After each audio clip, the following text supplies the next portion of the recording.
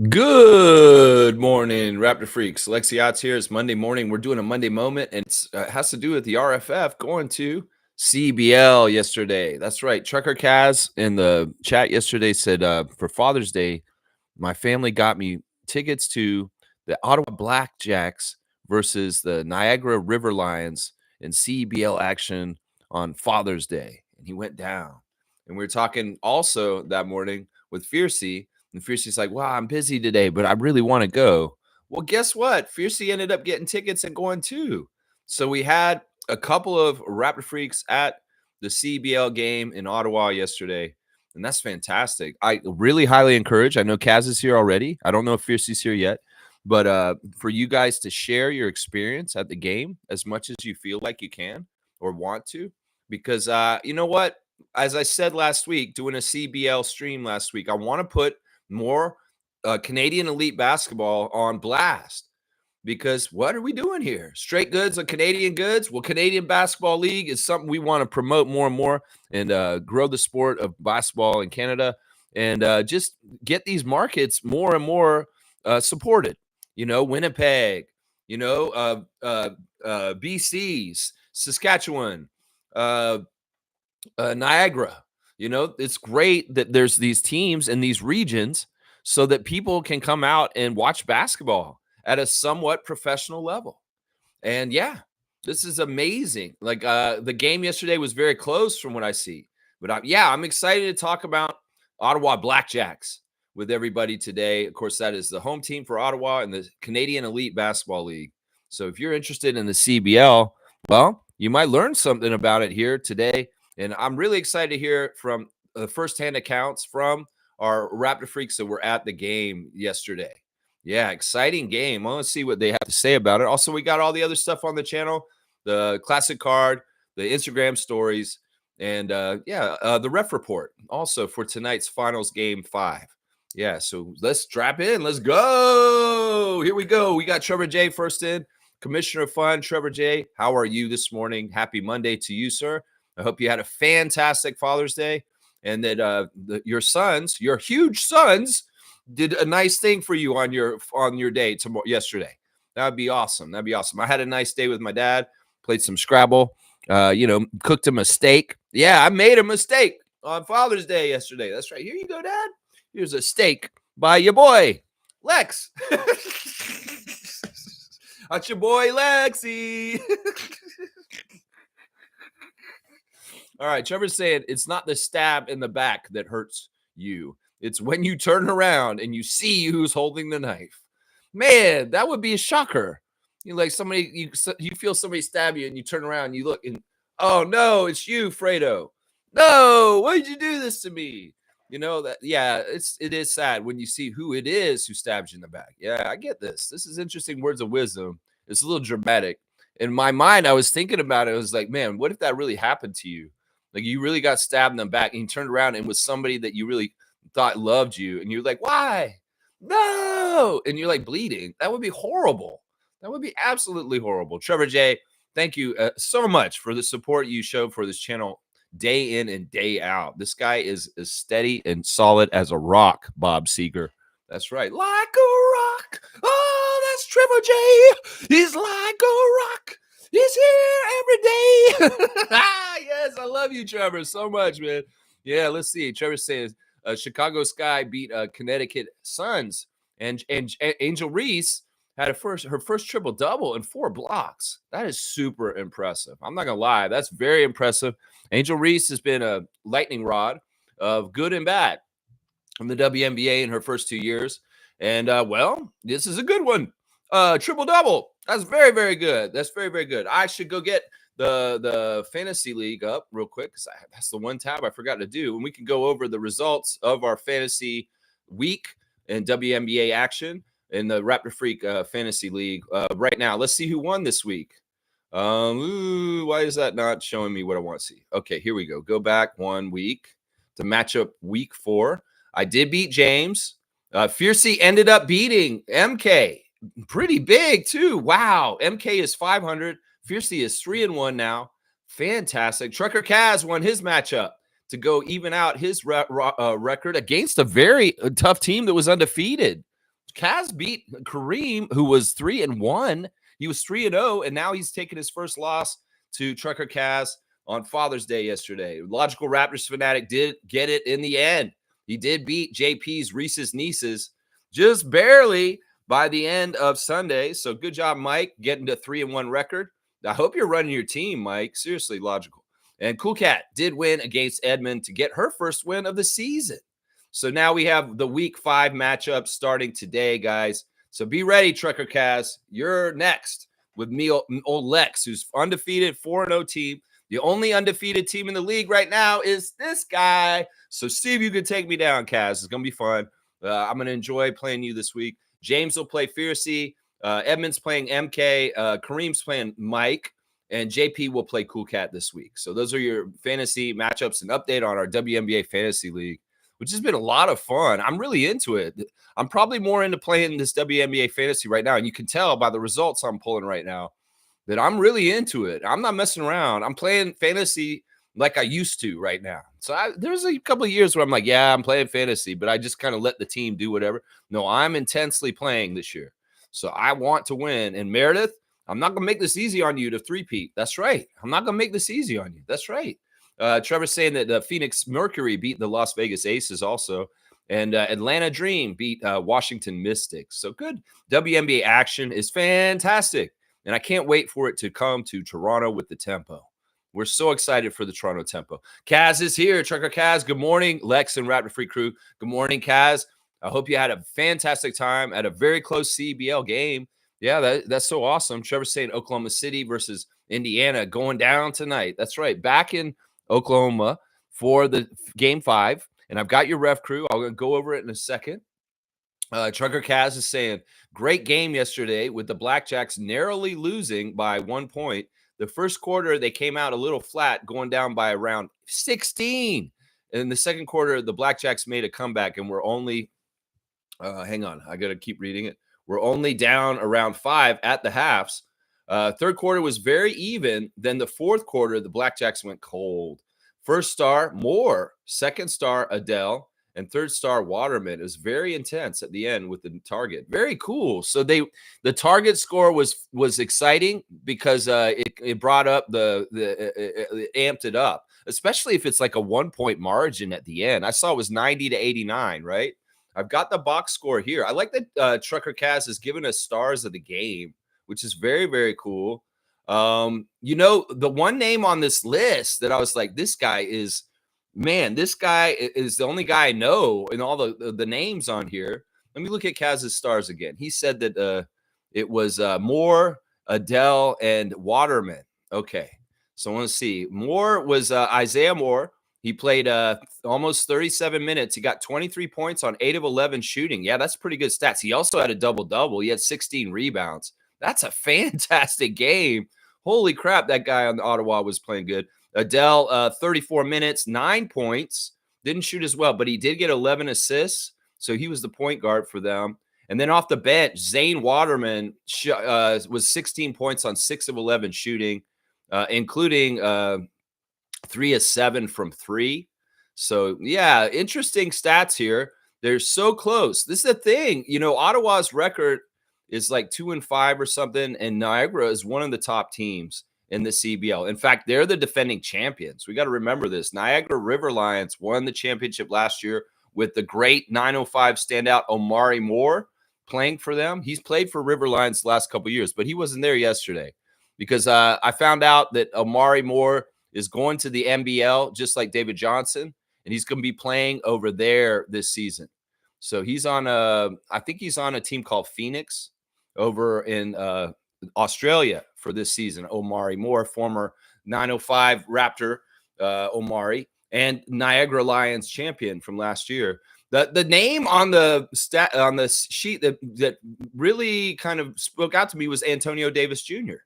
Did you guys realize this yesterday when you went to the game, Fiercey and Kaz, that Antonio Davis of the Raptors, his son is on the Niagara River Lions, and that Antonio Davis running around out there against them. He's off the bench. He's 30 years old. He's not like one of their main players. I think he played 14 minutes and got 5 points. But Antonio Davis's son, 30-year-old son, former Raptor All-Star, is on the Niagara River Lions right now, which is kind of cool that y'all watched Raptors All-Star's son play in the game yesterday. Even if I don't know if you knew it, but yeah, that is Antonio Davis Jr., who is the son of Antonio Davis that was at the game yesterday. It's pretty crazy stuff, man. Trevor J's talking about Desmond Bane got traded yesterday. Yeah, I wonder what Darko thinks about that. We know that Darko and Desmond have a very special relationship. You know, it could be that Desmond called him. He's like, Coach, I got traded. Oh, Desmond, this will be good for you. Memphis has been going downhill since I left. I understand. You'll be better with Magic. You know, maybe that's what's going on over there. But it's a weird trade. I feel like the Magic got fleeced. I didn't realize Desmond Bane was so valuable. That's what I'm saying when I see this deal. I'm like, damn, 2 players and 3 picks? This dude is that good? Come on, man. You're fooling me, right? Desmond Bane, this good? I mean, I know 3 and D players are valuable. 2-way players are valuable. But I never thought that Desmond Bane was this valuable. Now it really makes me feel like we screwed up that we drafted Malachi Flynn. When I see the package that the Grizzlies just got for Desmond Bane, I'm like, how the hell? Wait a second. Whoa, wait. Orlando, you give it this much for Desmond Bane? I didn't agree with it, honestly. I think it's going to help Desmond in his career because it's a much more capable kind of figuring things out team right now. But in some ways, they still have all kinds of problems. And Magic have holes in their game still.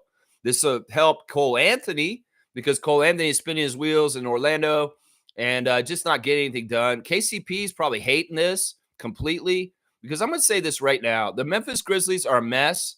The Memphis Grizzlies are not going to be good for a few years. And you know what? They're a joke at this point. In some ways, they're nothing like who they were a couple of years ago. And Bane going somewhere now is just another part of it because the identity they had when Dylan Brooks was there is long gone. And, well, Desmond Bane was a part of that identity. And, well, he's gone too. And it's going to be less and less like the Grizzlies. I'm going to say this right now. I think the Grizzlies will be one of the worst teams in the Western Conference next year. And that doesn't matter if Ja plays or not. Seriously, he could play, and they'll still be one of the worst teams in the league. I'm serious. Right now, this is what this trade is. Desmond Bane might have been one of the last legitimate good players on their team that it can show up on a regular basis when he's not hurt and do huge things to help them. They just traded him. KCP is a nice shooter and scorer, but he's past his prime. And honestly, he's not going to make up for it. And Cole Anthony is a tweener. He's a player that has immense offensive skill, but he is not a positional player in the NBA. He has been masquerading in here because his father's Greg Anthony. And in some ways, he shouldn't even be in the league because he's a tweener. And he doesn't fit in the league. That's part of the reason why things haven't gone well for him in Orlando. Is because he's too small to play shooting guard. And he doesn't play point guard because he doesn't pass to anyone. So he's one of those guys. In some ways, he's a little bit like Malachi. Let's just put it that way. So, yeah, what a weird trade. It caught me off guard. I didn't think trades were allowed right now. So I'm like, wait a second. They made a trade on Sunday before the finals are over? Why did they do this? I guess Orlando's desperate because they look so bad in the playoffs this year. And just in general at the end of the year, they looked bad this year, guys.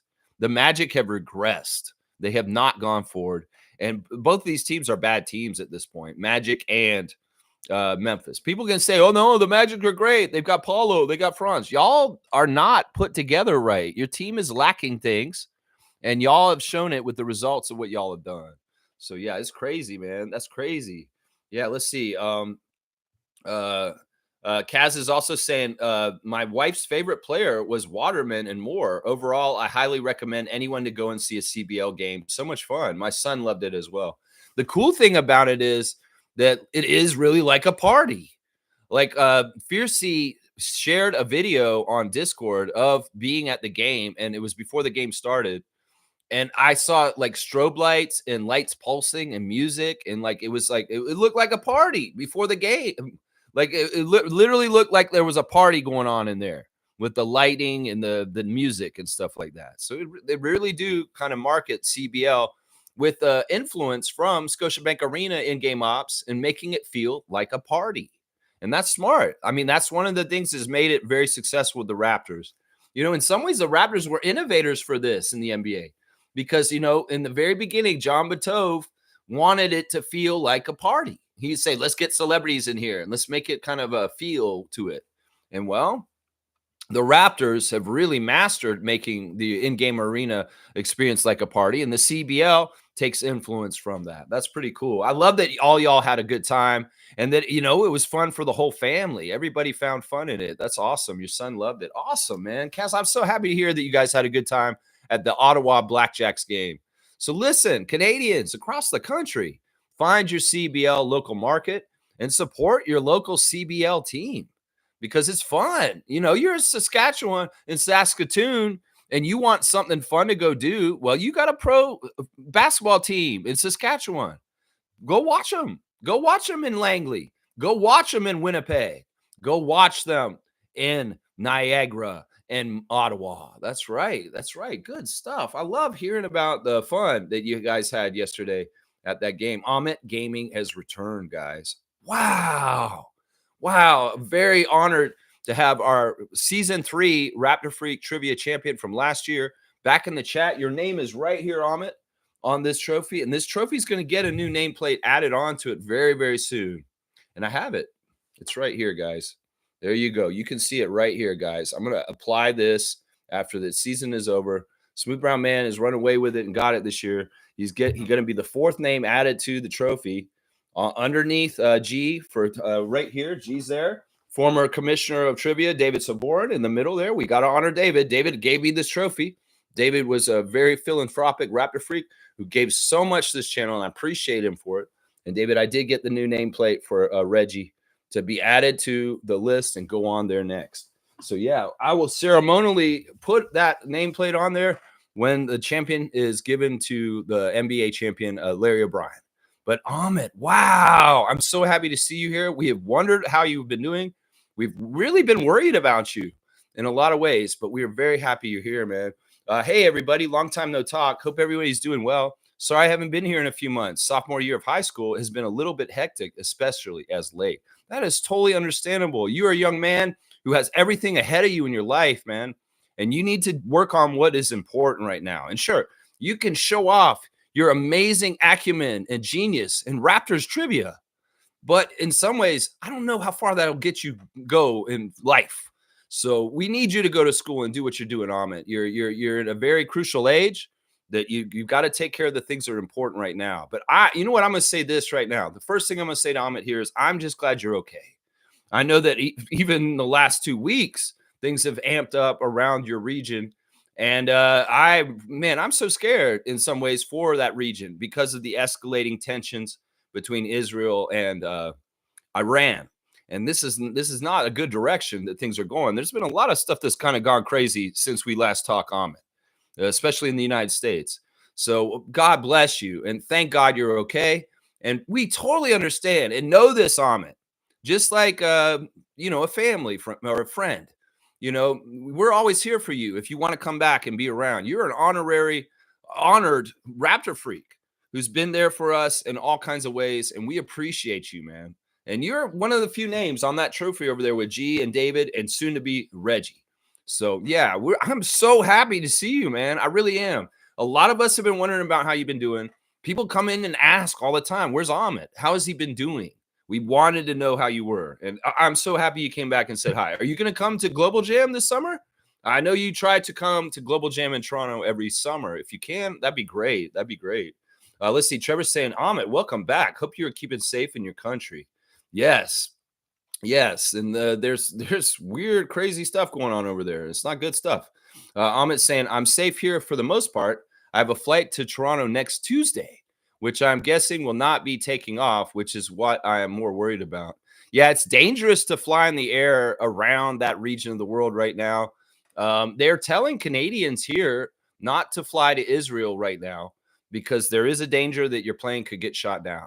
So, yeah, in some ways, better to be safe than sorry. Yeah. Yeah, Amit's saying, I will most likely be coming at some point during the summer, just a question of when. I need to be there in August because I'm going to Global Jam. And I bought my tickets already. See, I knew he was going to go. He loves that event.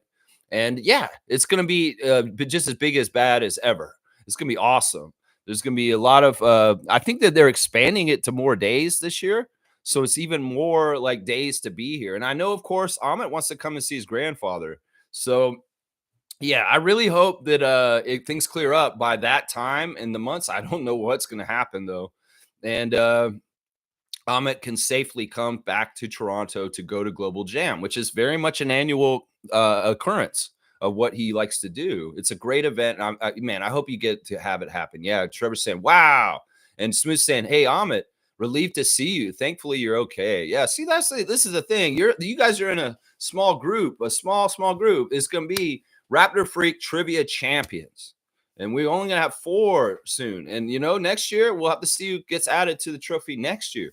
This trophy's got a lot of room, and there's a lot of years to come, and we want to see new names added to it as much as we can, and we'll see. But Amit, man, you're on here for sure, 2024, and well, I got the nameplate for Reggie. It's ready to get applied to it, but we won't do it until it's official.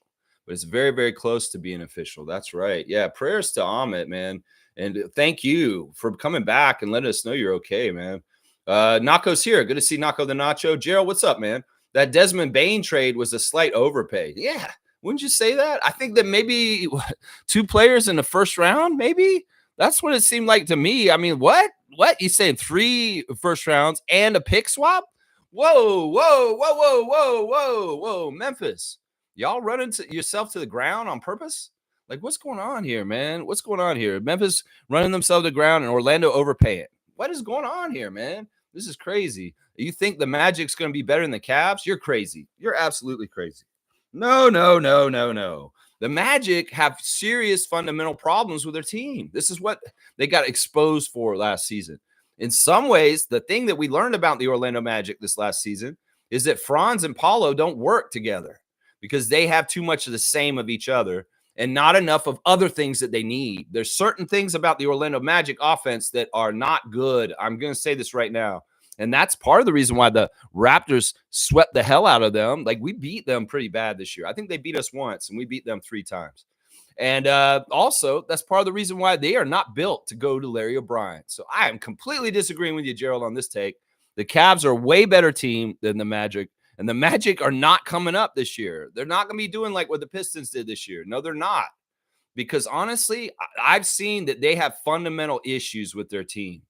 And seriously, if they're going to be this bad just because Jalen Suggs got hurt at the end of the year, man, they have very huge fundamental problems. And the problems are with the way they built their franchise with the players that they're grouping together. They're not the right fit. That puzzle is not right. And even if they traded Cole Anthony, who didn't fit, I don't think that they're going in the right direction. Seriously, Desmond Bain will be interesting to see what happens there. But yeah, I can't get behind this. I can't. Mark's saying, good morning, Raptor Freaks. I would first like to apologize. I posted some misinformation about when teams can start making trades. Teams can start making trades as soon as their season ends. It's all good, Mark. And I do remember you telling me this. But don't worry about it. I never thought, oh, Mark was lying to us or he gave us false information. I honestly thought the same thing. And I remember when you said that, I was like, I appreciate you looking this up. But don't worry about it. Don't worry about it. This is little things. I think that in some ways, Adam Silver, if he was smart, he'd make the rule and say, we don't want any trades during the finals to take away from the shine. I think part of this is because of the huge trade in MLB yesterday. There was a player traded from the Red Sox, right? And that was a big deal. In some ways, I think that the sports compete sometimes. And like maybe Adam Silver's like, oh, MLB's making a big trade today. Maybe we need to make some trade to just have our name out there in the middle of it too. Yeah, let's get the Grizzlies to trade Desmond Bain. I feel like that's part of what happened because it was weird. There's like a big MLB trade yesterday and then this trade with the NBA. So don't apologize, Mark. You know what? Listen, we're all human. I make mistakes all the time with misinformation on this channel. I'm not all the time. I try to limit it. But when I do, I always come back around and correct it. And that's what you're doing here. And I appreciate you taking personal ownership of it, but you really didn't have to. But that's very honorable of you, Mark. That's very honorable, man. Very honorable. Typically, they wait until the finals are over. I know. That's why I would say it's kind of like a courtesy. It's kind of like because like seriously, you don't want to make huge trades in the finals because they can overshadow what the finals game is going on and stuff like that. But they did it on an off day. And kind of a lull of things. So I guess that's probably why they were like, we could get away with it now. But hey, baseball's making a trade. We better make a trade. kind of thing. I think that's what happened. Seriously. Yeah. Mark's saying they can also trade contracts using the contracts from that season, so teams can try to get under the cap at the end of the season. Right. Right. That makes sense. That makes sense. Hang on. It jumped ahead. I want to make sure. I don't miss. Okay, there it is. Get on the luxury tax. Then after July the 1st, when they make trades, it's using the contracts for the upcoming season. Okay. So there's a little bit of like standing on both sides of the last season and going in the next season and using it to your advantage. That makes sense. That makes sense. Seymour's here, man. So this is a Blackjacks channel now. Go Shooting Stars, go Surge. How about that? Boom goes the dynamite. This is hilarious. The sheriff coming in regulated. He's like, he came in like Warren G. Regulators, mount up. He came in here and he came blazing. He came in blazing on this one. He's like, oh, this is how it's going to be. He's like, go Surge. I love it, Seymour. You know what I want to do, actually, because I've started to cover the CEBL a little bit now, is I want to do a little bit on every CEBL team. And, well, Ottawa got their day today. That's what I'm saying. Seymour, you go to a Surge game and you tell me what it's like and you give me the experience like Trucker Kaz and Fiercey, and I will do a Calgary Surge stream with the Calgary Surge logo on it. The only reason why I did this is because the RFF was in the house at Ottawa yesterday and taking in the game and having a fantastic time. Trucker Kaz's family and Fiercey was there too. So that's the reason why. So if you want a Calgary Surge stream, sir, you got to go to the game and maybe even get a nice picture of you smiling next to the court. Go, I'm Seymour Pape, and I'm at the Calgary Surge game. So that's pretty awesome, man. He's like so funny. Go Shooting Stars. That's why Scarborough roots are always there, my guy. I love it. That's right. I love that. Seymour, you got a dunk for that one. That was hilarious, man.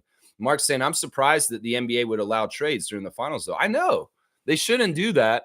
I mean, imagine if they did the Luka trade now, just how much that would overshadow the Indiana Oklahoma City finals. And that's just like, that's not right. This is supposed to be the moment for people like SGA, Lou Dort, and Pascal in their battle in the finals. And like, that would be just not right. I think you're right, Mark. They should, I don't know, maybe Adam Silver's kind of like, he hears the trade and he's like, you know what? We can do this one. It won't overshadow the things, but this other one is too big. We can't do it now because it will overshadow the finals. So he may be like saying, no, not this one now. You could delay it. You could do the Kevin Durant one. Yeah, you can have it done and ready, but we won't announce it until the Larry O'Brien goes out. Because a lot of people are saying that the Kevin Durant trade is already done. They are just waiting. That would be smart because a Kevin Durant trade would overshadow the finals. So, yeah, I'm totally with you on this, Mark. And that's why I was so surprised yesterday about them actually having a trade yesterday. It was very weird. It's like very weird timing. There's been a lot of weird timing with stuff this year, whether it's firing coaches or big, huge trades of Luka and Desmond Bane. Really weird timing this year. Seymour saying, it's okay, Mark. It's just a homegrown rule out of respect for the remaining teams still playing, not to take spotlight, but Orlando and Memphis had no regards to that. Yeah, unclassy. Totally unclassy. Memphis and Orlando doing a trade during the finals. Totally unclassy. Unclassy. That's right. I don't like it. That's right. Speaking of the finals, let's go ahead and do the ref report real quick. I got our refs for today's Game 5. John Goebel is the crew chief. Now, there was a rumor yesterday. Somebody posted this on social media, and this is part of what I'm talking about. We can't trust jack shit on media unless it's a very reputable source. So only take information from reputable sources. And, well, somebody had already declared that the crew chief for today's game was going to be Tony Brothers. That Tony Brothers will ref the Game 5. Somebody posted that. Tony Brothers will ref the Game 5. No, he's not. He's not reffing the game today. So whoever put that up, not the person who put it up, but the person in our group, but the person who made the post and predicted that Tony Brothers would be the crew chief today, you're absolutely wrong. Tony Brothers is not involved in today's game at all. So they totally got it wrong. The crew chief is John Goebel, and he favors the Thunder. He favors the Thunder. The second ref is Mark Davis. Mark Davis is split. He's almost the same percentage for both teams, so he's exactly even almost. Maybe slightly favoring Oklahoma City. And then James Williams is the umpire, and he favors the Thunder also. So a lot of favor for the Thunder to win at home tonight with the refs and the home court. So probably will be a Oklahoma City win tonight to go up 3-2, guys. This will be the first time in the playoffs, if they do that, that the Pacers are behind in the series in this whole entire playoff season. So that would be a big deal. We'll have to see if the Pacers can continue to shock people, especially on the road in their own home with crazy, crazy stuff like the comeback, the 1-point win in the game 1 of this series, and the stuff they did against New York and other teams in the earlier rounds. So we'll have to see if the Pacers up for the challenge against a favorable ref crew for the Thunder and also the home crowd of the Thunder. So, yeah, the alternate is Ben Taylor, and Sean Wright will be watching from the replay center. Yeah, that's crazy. See, somebody said Tony Brothers is going to be the ref for game 5. Nope. That's why, y'all, we got to really listen to the real sources and not meme masters. I'm a meme maker, and I like to make memes and put out misinformation with memes. No, we can't do that anymore. We got to listen to the real sources, and you can tell who the real sources are. You can tell the real sources. Now, here's a real source, and this is amazing. This story is very interesting to me because, I have my emphasis and attention on the referees. Well, somebody came out in a press conference yesterday, and they said something that really kind of changed something in the way I think about things. And that was the Pacers coach, Rick Carlisle. Rick Carlisle came out and publicly said that he thinks that the scrutiny and the attention that Scott Foster gets is totally unjust and not necessary and unfair. That's interesting to me. The reason why is because we all know Scott Foster had the links to Tim Donaghy. He's been also under fire for possibly being somebody who had a feud with Chris Paul. He's also been under fire for being the extender, someone who's used by the NBA to extend playoff series to go longer games for more. Yeah. Now, this is the interesting thing. Rick Carlisle's hearing all the noise from the fans. He heard all the crap that everybody was saying after game 4 when Scott Foster, the Oklahoma City Thunder beat Indiana on the and even the series, right? Well, Rick Carlisle lost in that game. Rick Carlisle is an honorable guy. Rick Carlisle is an NBA champion with the Dallas Mavericks, and he's a fantastic coach, and I have immense respect for him. In fact, we've gained a ton of respect for Rick Carlisle as a coach on this playoff run, improbable Indiana Pacers playoff run in the finals, and that, he has a bona fide weight to his voice that means something. So listen, him advocating to say that Scott Foster doesn't deserve all this means something to me because I trust Rick Carlisle. And Rick Carlisle wouldn't say this if he didn't think this was true. And we got to think about this also. Rick Carlisle's been coaching just as long as Scott Foster's been reffing. So he knows Scott Foster really, really well. And, he's probably seen the good and the bad of being on the side of Scott Foster. So I would say this, man, much like I trust Joe Dumars when he was in charge of the refs, I trust Rick Carlisle when he talks about subjects when it pertains to the NBA because he's been around for so long. This goes a long way in my book of clearing Scott Foster. This is like Rick Carlisle ain't going to put his reputation on the line for a cheat, for a guy who's actually gambling. This is actually a huge thing that Rick Carlisle did because in some ways he makes Scott Foster more bona fide. And this is actually really healthy for the league. If there's a misconception about Scott Foster being a cheat, being a person who's bad, rumors that he used a gambling app this week. Well, Rick Carlisle came out and said, no, this guy's on the level. He's a great ref. In fact, I like him as a ref, as a coach in this league. And people need to stop unjustly saying all this stuff around him. I'm going to listen to Rick Carlisle. I'm going to go easier on Scott Foster now because seriously, I trust Rick Carlisle. And he wouldn't say this if it wasn't true. And in some ways, you just bona fided Scott Foster, Rick Carlisle, because of his statements about him recently. Go look at what Rick Carlisle said, seriously. Because, look, do y'all trust Rick Carlisle? Do you think Rick Carlisle's a good coach? Does he give you any reason to believe what he's saying isn't true? No. He's a bona fide, real deal, truthful guy because the way he does his life and the way he's had success shows that that's what it is. So, man, what an advocate for Scott Foster in the last day in Rick Carlisle. Because seriously, if he can make me change my mind a little bit more on Scott Foster to be more accepting of him and maybe he is just a bad circumstance that he's just implicated because he was close to Donaghy. Maybe it was that he was working with him because he wanted to help him be a better ref, and he was calling him all the time, and it wasn't gambling. I don't know. Rick Carlisle, you did a real service for Scott Foster and probably for the NBA in some ways, because listen, the integrity of the refereeing in the NBA is important. And we, even if they're not totally on the up and up, we want the world to think they are for the most part. And, Rick Carlisle is somebody I trust. And this goes a long way, what he said yesterday. It really, really does. Amit's saying this. Mark Tavares, if I'm not mistaken, the year the Nuggets won the championship, they made a trade while they were in the finals. How'd they do that? That's crazy. That's crazy. I don't remember that. That is wild. Maybe. I don't know. I don't remember that, though. Seymour's saying, going to be interesting to see who Denver brings in to add to their top-tier team. Westbrook opted out as a free agent. Wow. Kyrie, you're next. Come on, Kyrie. You got to opt out, Dallas, and test the waters of the free agency market. Kyrie Irving, let's go out of Dallas. Let's go. Stargate saying that was a weird trade at a weird time. The NBA is moving funny style these days. I know. It's kind of what I was just saying. Luka trade was weird. The firings of the Taylor Jenkins and Michael Malone was weird. There's been some weird stuff this year for sure. Stargate, I'm with you, man. Very weird. I don't know. Adam Silver, are you script writing weird right now? Like you're like, let's throw them off their toes and let's just have weird things. Yeah, Desmond Bane trade on a Sunday in the finals. Yeah, let's do that.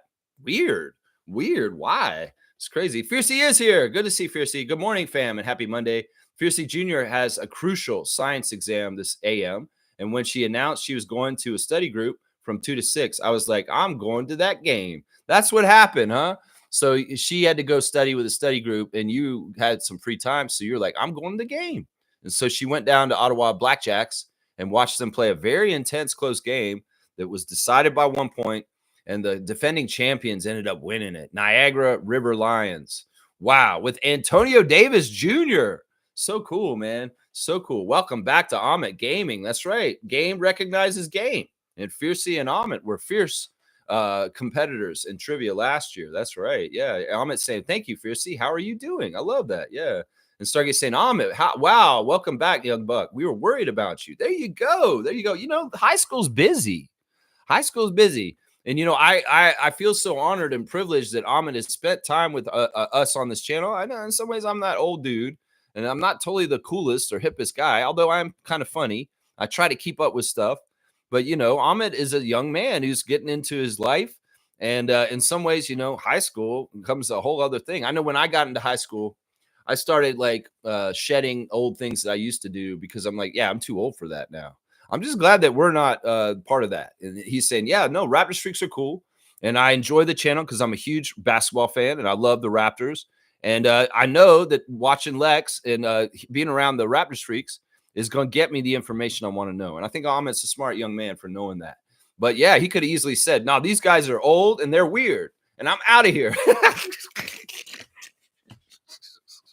No, we love you, Amit. And this is seriously, I love these kind of homecomings. When old RFF come back and we haven't seen them in a while. And of course, September is around when we see everybody come back from, the off season.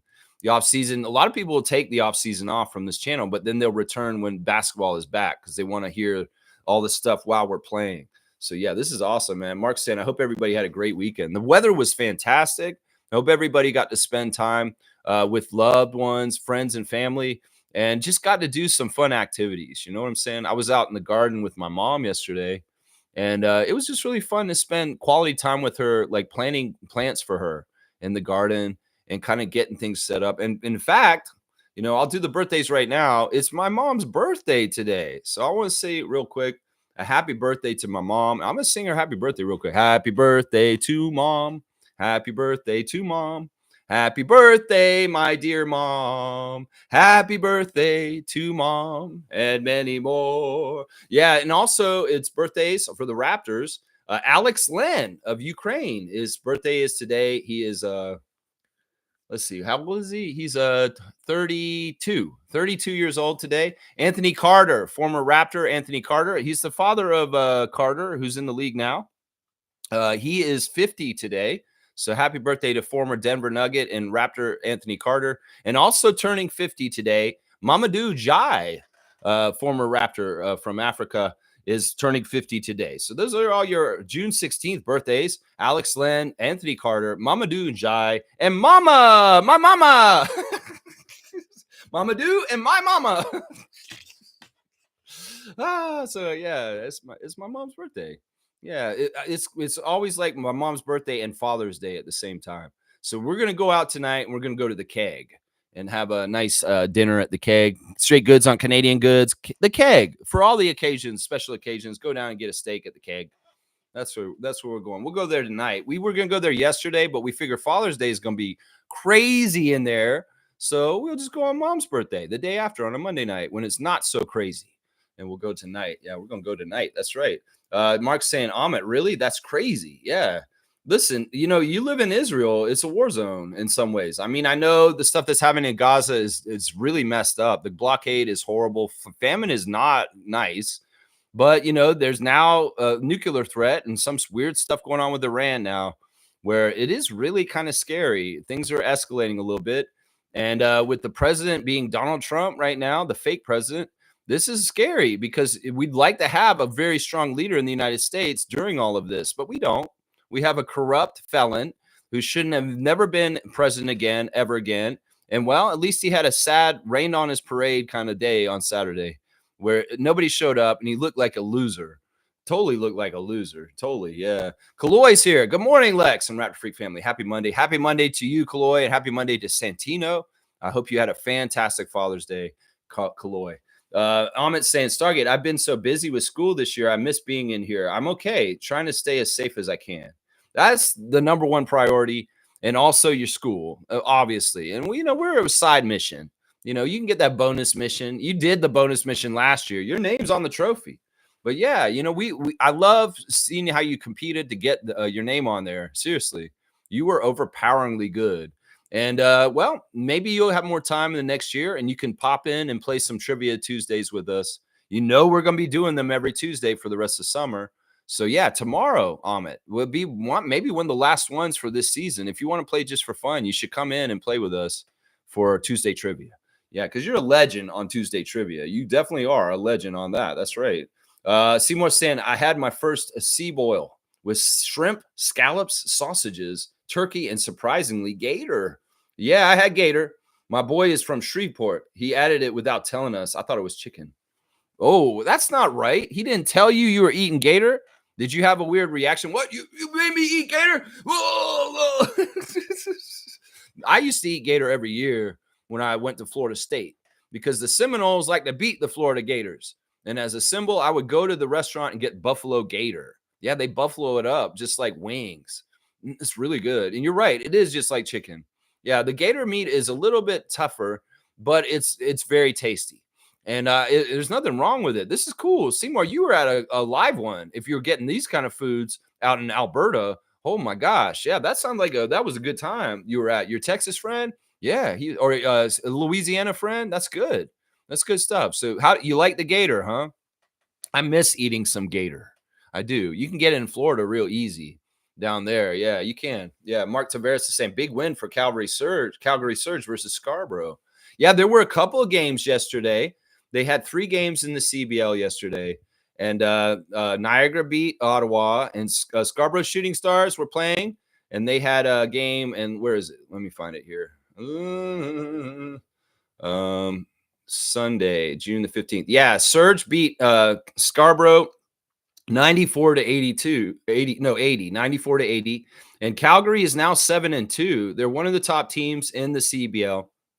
7-2. Scarborough Shooting Stars go to 4-4. Also yesterday, Winnipeg beat Saskatchewan Rattlers 91 to 84, and Winnipeg is now 4-5, and the Rattlers are 2-7. Niagara is 6-3 as of their win yesterday, and the Blackjacks go to 2-6 in the CEBL season. Yeah, next games in the CEBL on Wednesday. The Scarborough Shooting Stars will be in Montreal to play the Alliance. Yeah, that's the next game coming up on the CEBL schedule. They expanded the CEBL schedule for more games this season. They have way more games than they had last year. So that's good. They're expanding with teams and with more games and more awesome stuff. Yeah. Yeah. Let's see. Seymour saying you waxed it. You waxed it. You waxed the food or you watched the game. You watched Calgary. He's saying I was like a seesaw. I played both sides with those teams. Let's see. The man's origins are with the Shooting Stars in Scarborough, but he lives in Calgary right now, and he's going to stand for the Flames against the Oilers. Well, he wants to stand for the Surge. I guess either way, Seymour couldn't lose yesterday, but the hometown team won it for where he is now. That's right. That's right. Trevor saying the Knicks are meeting with Mike Brown and Taylor Jenkins. Yeah. Add another one to the list. They reached out to Atlanta and asked if they could talk to Quinn Snyder, and they got the reply not from the front office. They got the reply from Trae Young. And Trae Young said, hell no, you ain't talking to my coach, Quinn Snyder. New York. Man, New York is such a joke, bro. New York is such a joke. Now, that thing that got posted in Discord yesterday about Cat's tattoo, is that real? I want to know this, guys. Is that really his tattoo that he got? Or is this a joke? See, that's the thing. In this world today, I don't know what's real and isn't anymore. There's a crazy post where Cat is saying he got a new tattoo and he's coming back like with a vengeance next year because of his new tattoo. And basically it was a lower back tattoo with a heart on it, and it don't look right in some ways. Let's just put it that way. I mean, you want that aesthetic on you? Okay, sure. But I have a lot of questions here. And in some ways, I want to go about it very respectfully, the questions I have. But yeah, that's a weird tattoo. And if that's fueling you to come out and be a stronger player next year, okay. Okay. All right. You don't know what I'm talking about, go look up Karl Anthony Towns' new tattoo. And I don't know if it's real. Can y'all verify whether it's real or not? It seemed like a joke post, but I'm not totally sure. I'm not totally sure. That's this world we live in at this point. What is real and not? I don't know anymore. I don't know anymore. Let's see. Fiercely saying, I'm doing great, Amit Gaming. So, Lex, in reference to CBL games, I don't know for the other arenas, but the TD Lansdowne was lit. DJ is engaging, on point with the defense chants and music in game ops. So they really get the crowd involved. Yeah, there's good defense chants. Ooh, that's something that speaks to my heart. And then the DJs fire. They may not have four corners, but they have at least two sides over there in the arena at Ottawa. Yeah, okay. What kind of music? They playing old school R&B. They playing some hip hop. They playing some Weekend. What they playing? I want to know. What's the playlist? Yeah, let's go. I want to go. I need to go to Scarborough. I need to go to Scarborough and watch the Shooting Stars sometime at Pan Am. Yeah, because it's right next to Adriana's house. And I should just call her and say, hey, we're going to go to the Scarborough Shooting Stars game right now. And it's not far. We just go around the corner where you go to Aquafit. Yeah, same place. We'll go there. Yeah. Yeah, she should be at Aquafit right now, but she's not. She's at her grandmother's. All right, let's see what else is going on here. Nako's saying, I remember the Nuggets doing a trade for picks, but I remember it being shortly after they won. Yeah, I don't totally remember that. I don't think they traded active players, but maybe it's pick trade that Amit is referring to in the middle of the finals. Yeah, that makes sense. Seymour saying Brooklyn has 4 first-round picks this draft. Wow, that's almost a whole new roster turnover. Well, Jordy's going to have some interesting things. In some ways, this smacks of the Thunder a couple years ago. You know, in the same draft, the Thunder picked Chet Holmgren and Jalen Williams, and they're like 2 out of their 3 top players, right? So they're big 3. So I don't know. Does Brooklyn have the opportunity in a very strong draft this year to get a draft class like the Thunder did a couple years ago that they're seeing a lot of like good things from? I still don't agree with having so many players in first round in 1 year, because in some ways, you know, their money's going to hit at the same time. And it's kind of like dumb because like no matter how you do it, you can't spread it out in a way where you're going to be able to keep all these first rounders. I'm sorry. You're going to have to make a tough decision like Josh Giddey. And I just feel like the Brooklyn being like this with collecting so many picks is kind of dumb, honestly. It's similar to what Oklahoma City did in the past years. And I guess Oklahoma City's shown that it's successful because they're in the finals right now. But I still don't agree with it. And honestly, you only do that if you're Sam Presti or Masai Ujiri, successful with so many and hitting on so many.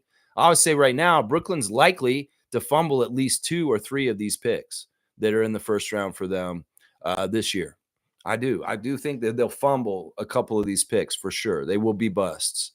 So yeah, it's crazy, man. Once again, I don't want buckshot. I want a one big huge bazooka of one good huge shot on one pick, and Masai and Bobby nailing that like a Grady Dick is what I'm saying. That's what you want right now. Yeah. Fiercely saying, I didn't notice Davis's son was playing. Wow. Yeah, he was on Niagara, Antonio Davis Jr., and he's a bench player. So it's like he wasn't like a forefront. He wasn't a starter, and he only played for like 14 minutes. So Ahmet saying at Seymour, I'm almost 100% sure they're going to trade 2 out of the 5 picks. They also have a second round pick. If they pick 5 19 to 20-year-olds, it would be chaos in that locker room. Well, they're already a young team that's not a lot of veterans. And, Jordy, when he took over as a coach, he said basically, let's clear this out. The only player I want to keep is Claxton. Everybody else can go. And, Bridges went, to New York, and other players that were veterans on that team, like Dennis, kind of went other places. And, they're really a youth movement. And, they're probably building a team with Fernandez. Coach Fernandez is deciding and talking to them very much about who they want to get. But, yeah, I can totally see this. The Nets are a team that can draft like Philadelphia. And, yeah, that's exactly what I just said. They can draft like Philadelphia sometimes. Yeah, the Atlantic Division teams, they're not run as well as us. If we're going to do a power rankings of front office, Toronto's number 1 in the Atlantic Division. Boston's probably number 2. And then, the other 3 are messes. And I don't know how to rank them exactly because they're all messes. In some ways, New York's at the bottom of the barrel for firing Thibodeau. Philadelphia is always a mess, Daryl Morey.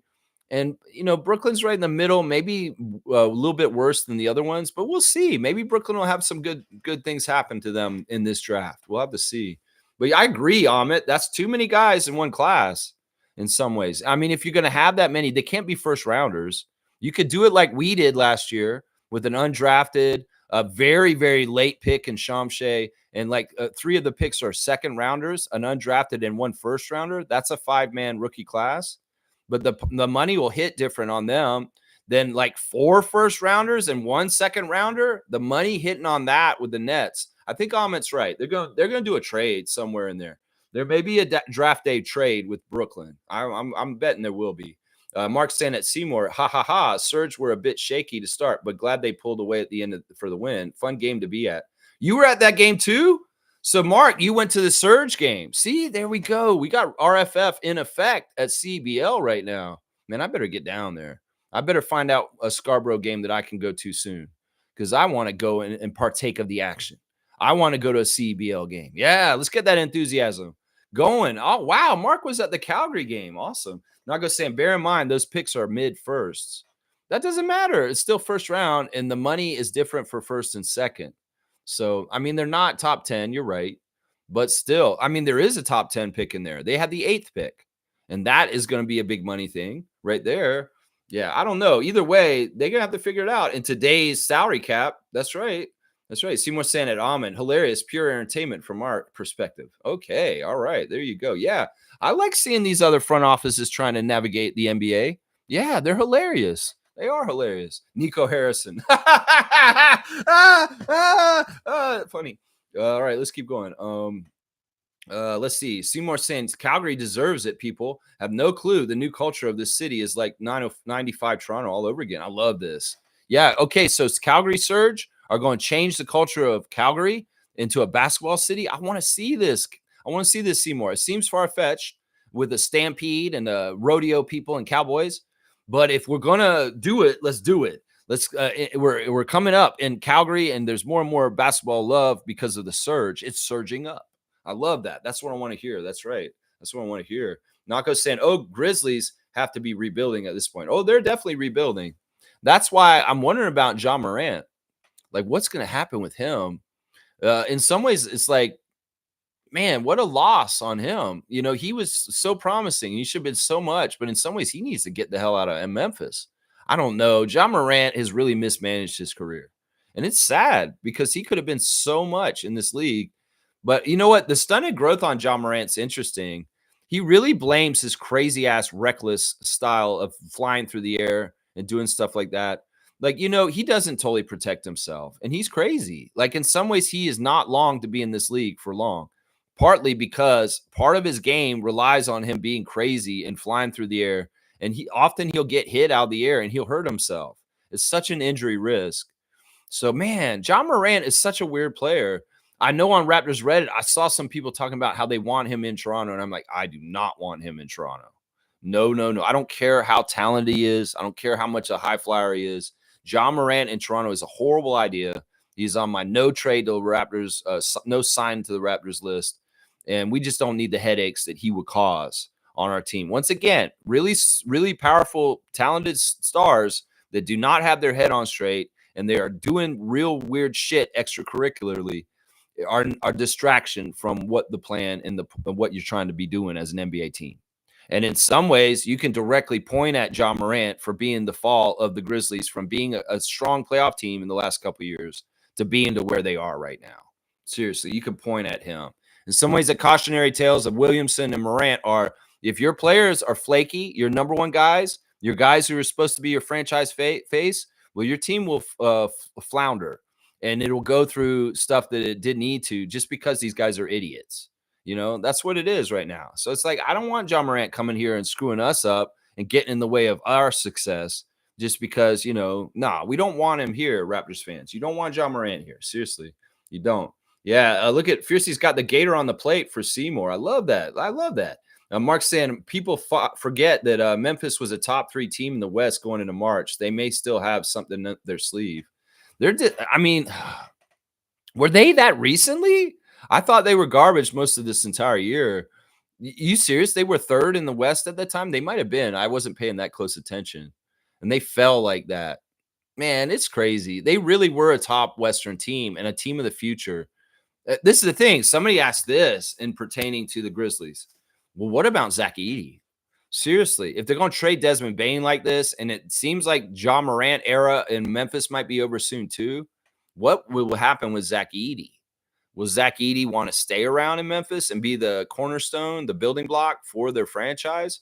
Or could he possibly be free, is what I'm saying.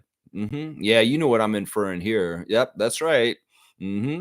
That's something that could be very interesting. Instead of the Grizzlies being successful, maybe some of their assets will be on sale or available. You know what I'm saying?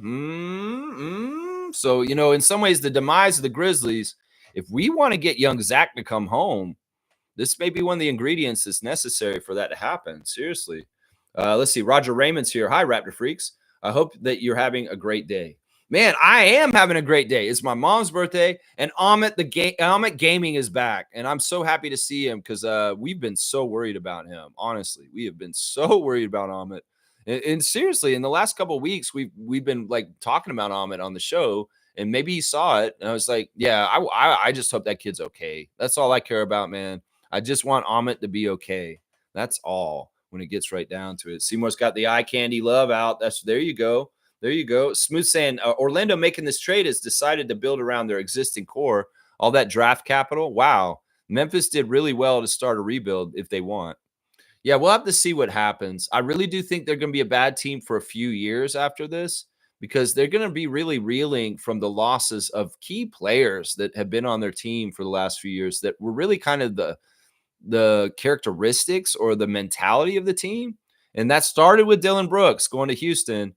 And Desmond Bane going to Orlando, that's just that same kind of move. That just really makes it even more like what I'm talking about. The other name in Memphis that maybe people are asking about is JJJ, Jaren Jackson Jr. What's he going to be going on with him? Because in some ways, I say dismantle the whole damn team and start over Memphis. They might need to. Yeah. Stargate saying if the Grizzlies are cleaning house, should the Raptors get Edey? I would say yes. There's nothing wrong with having a 7'4" Canadian center who's from the city of Toronto playing for Toronto. As I told, this is the interesting thing. The trade goes down with Desmond Bane yesterday, and Josh Lundberg's getting on Blue Skies saying, well, if you see what the Magic are giving to the Grizzlies for Desmond Bane, why couldn't the Raptors get a first-round pick for OG or something like that, something dumb like that? And I'm like, bro, all right, listen, Josh Lundberg, come on now. let's not judge the OG for RJ and IQ trade now. Once again, this is still on layaway, and RJ and Emmanuel's success is coming, and it's going to look so much better in the next couple years. So allow those two former Knicks to show up as young players more and more and growing as their players. Now, I told Josh this. I said, look, we got 2 starters in that deal. And in some ways, 2 starters that are bona fide starters in the NBA already are way better than having 4 picks, because those picks could be busts. And none of that is you be lucky if you get 1 starter out of those picks in some ways, the way the NBA is and sorting through players as they come in the draft. So let's not get it twisted. This is kind of like a bird in the hand is worth 2 in the bush here. We've got 2 birds in the hand, and you can have 4 birds in the bush, but they ain't in your hand yet. And that analogy sticks here. It fits. So, and then also, once again, I'll say we traded Flynn away. That is a huge win for us. And then the last thing I said, RJ Barrett in a Toronto jersey is priceless. So come on, man. Don't try and say that we should have gotten more for OG because Desmond Bane and that trade yesterday, the Memphis Grizzlies fleeced Orlando. Nah. And once again, I don't see Desmond Bane as being the same level as OG. I'm shocked that they got so much for him. And the fact that, that's how esteemed Desmond Bane is around the league. I didn't know. It was like that man could get a trade package like that for him. Kudos on Memphis for fleecing Orlando. Because honestly, I think they overpaid. That's right. Let's see. Trevor's saying the Raptors exposed Orlando Magic, so they have to do something. Yeah. We totally exposed them. And that's why I'm not worried about Orlando with Paulo and them. Because in some ways they have huge problems. And you know what it is? They don't have good 3-point shooting. Maybe Desmond Bane will help with this a bit. But still, they don't, as a team, they're a horrible 3-point shooting team overall. And it's partly because Franz and Paulo aren't the best 3-point shooters. So, yeah, there's issues with Orlando's build, honestly, already. We can see it in like the way that they kind of like elevated themselves a bit and really were acting like Detroit, and they're going to take the next level. But this year they backtracked. They took like 2 steps back this year, Orlando Magic. They were on their way growing as a franchise, but they've taken a couple steps back. Seymour's saying, yeah, Edie is a cornerstone for the Grizzlies, but hell, we'll see what happens in the future. That's right. Reggie's saying Orlando is not a prime free agent destination, so they need to draft well. They're really taking a risk. I don't know. Some people will want to play for Orlando just because it's in Florida and the taxes. Yeah, I said the taxes. But I don't know if it's totally true. Orlando Magic is kind of not that far off from Miami for, some people do want to play for the Magic. You'd be surprised. Let's see. Wow. Thanks, Lex. Yeah, you got your nameplate. It's here already. We got it mailed in, but it's not going to go on the trophy until time. But yeah, you're on there, bro, and you're going to get your name on there. You earned it, man. This is a long grind, and the classic card is your bread and butter. That's right. Congrats to Smooth Brown Man. That's right. Seymour saying you got to put the $. He is money. That's a designation only allowed to be given by Seymour Paper. That's right. There you go. Nako saying I think the Grizzlies are keeping Edie. Yeah, I think they will try to. But once again, that's not always up to the team. There's a certain point in a player's career where he gets a free agency decision. And, well, we'll have to see what happens there. In some ways, this is the way I'll say it, Gerald. The Grizzlies are spinning their wheels because of shuffling up their team. He came in at a certain point where the team was a certain way. And if he sees they're declining and they're not getting better and he's there, yeah, he may be like, after his rookie contract comes up, be like, yeah, sorry, Grizzlies. I'm going to go explore my options around the league. We could see that. So understand, in some ways he's like, you could say he's a franchise player, but he's not totally. In some ways, would they put the franchise tag on Zach Edey? The franchise tag's on John Morant. So I don't know. They switch it to him because they want to build around him as the center of the future and the centerpiece of their team. I don't know. They could draft somebody and they come in and they're more of a scorer and they're somebody that is more like a franchise player. And Zach Edey is kind of like just the starting center. In some ways, he's like Jakob on our team. He's very unsung and very necessary and important, but he's not the end-all be-all as far as the franchise face. So I don't know. I don't know what's going to happen there. G's here too. All right. We got a few of our trivia champions here today. G is here also, the first ever Raptor Freak trivia champion. Welcome back, Amit. Desmond got 4 first-round picks. What's going on? Overvaluing Desmond Bain. I still feel like he's short for his position. I think he's tenacious. I think he's a competitor. He's a fantastic NBA player, but this seems like a fleece. It really does. It seems like a fleece to me. Seymour saying Cole Anthony is a solid backup if they choose to keep him. You know, like I said, I'm going to stand on what I said about Cole Anthony earlier. In some ways, his path to get in the NBA is partly because of his dad. And second, he's a tweener. He doesn't really fit in the stereotypical NBA positions.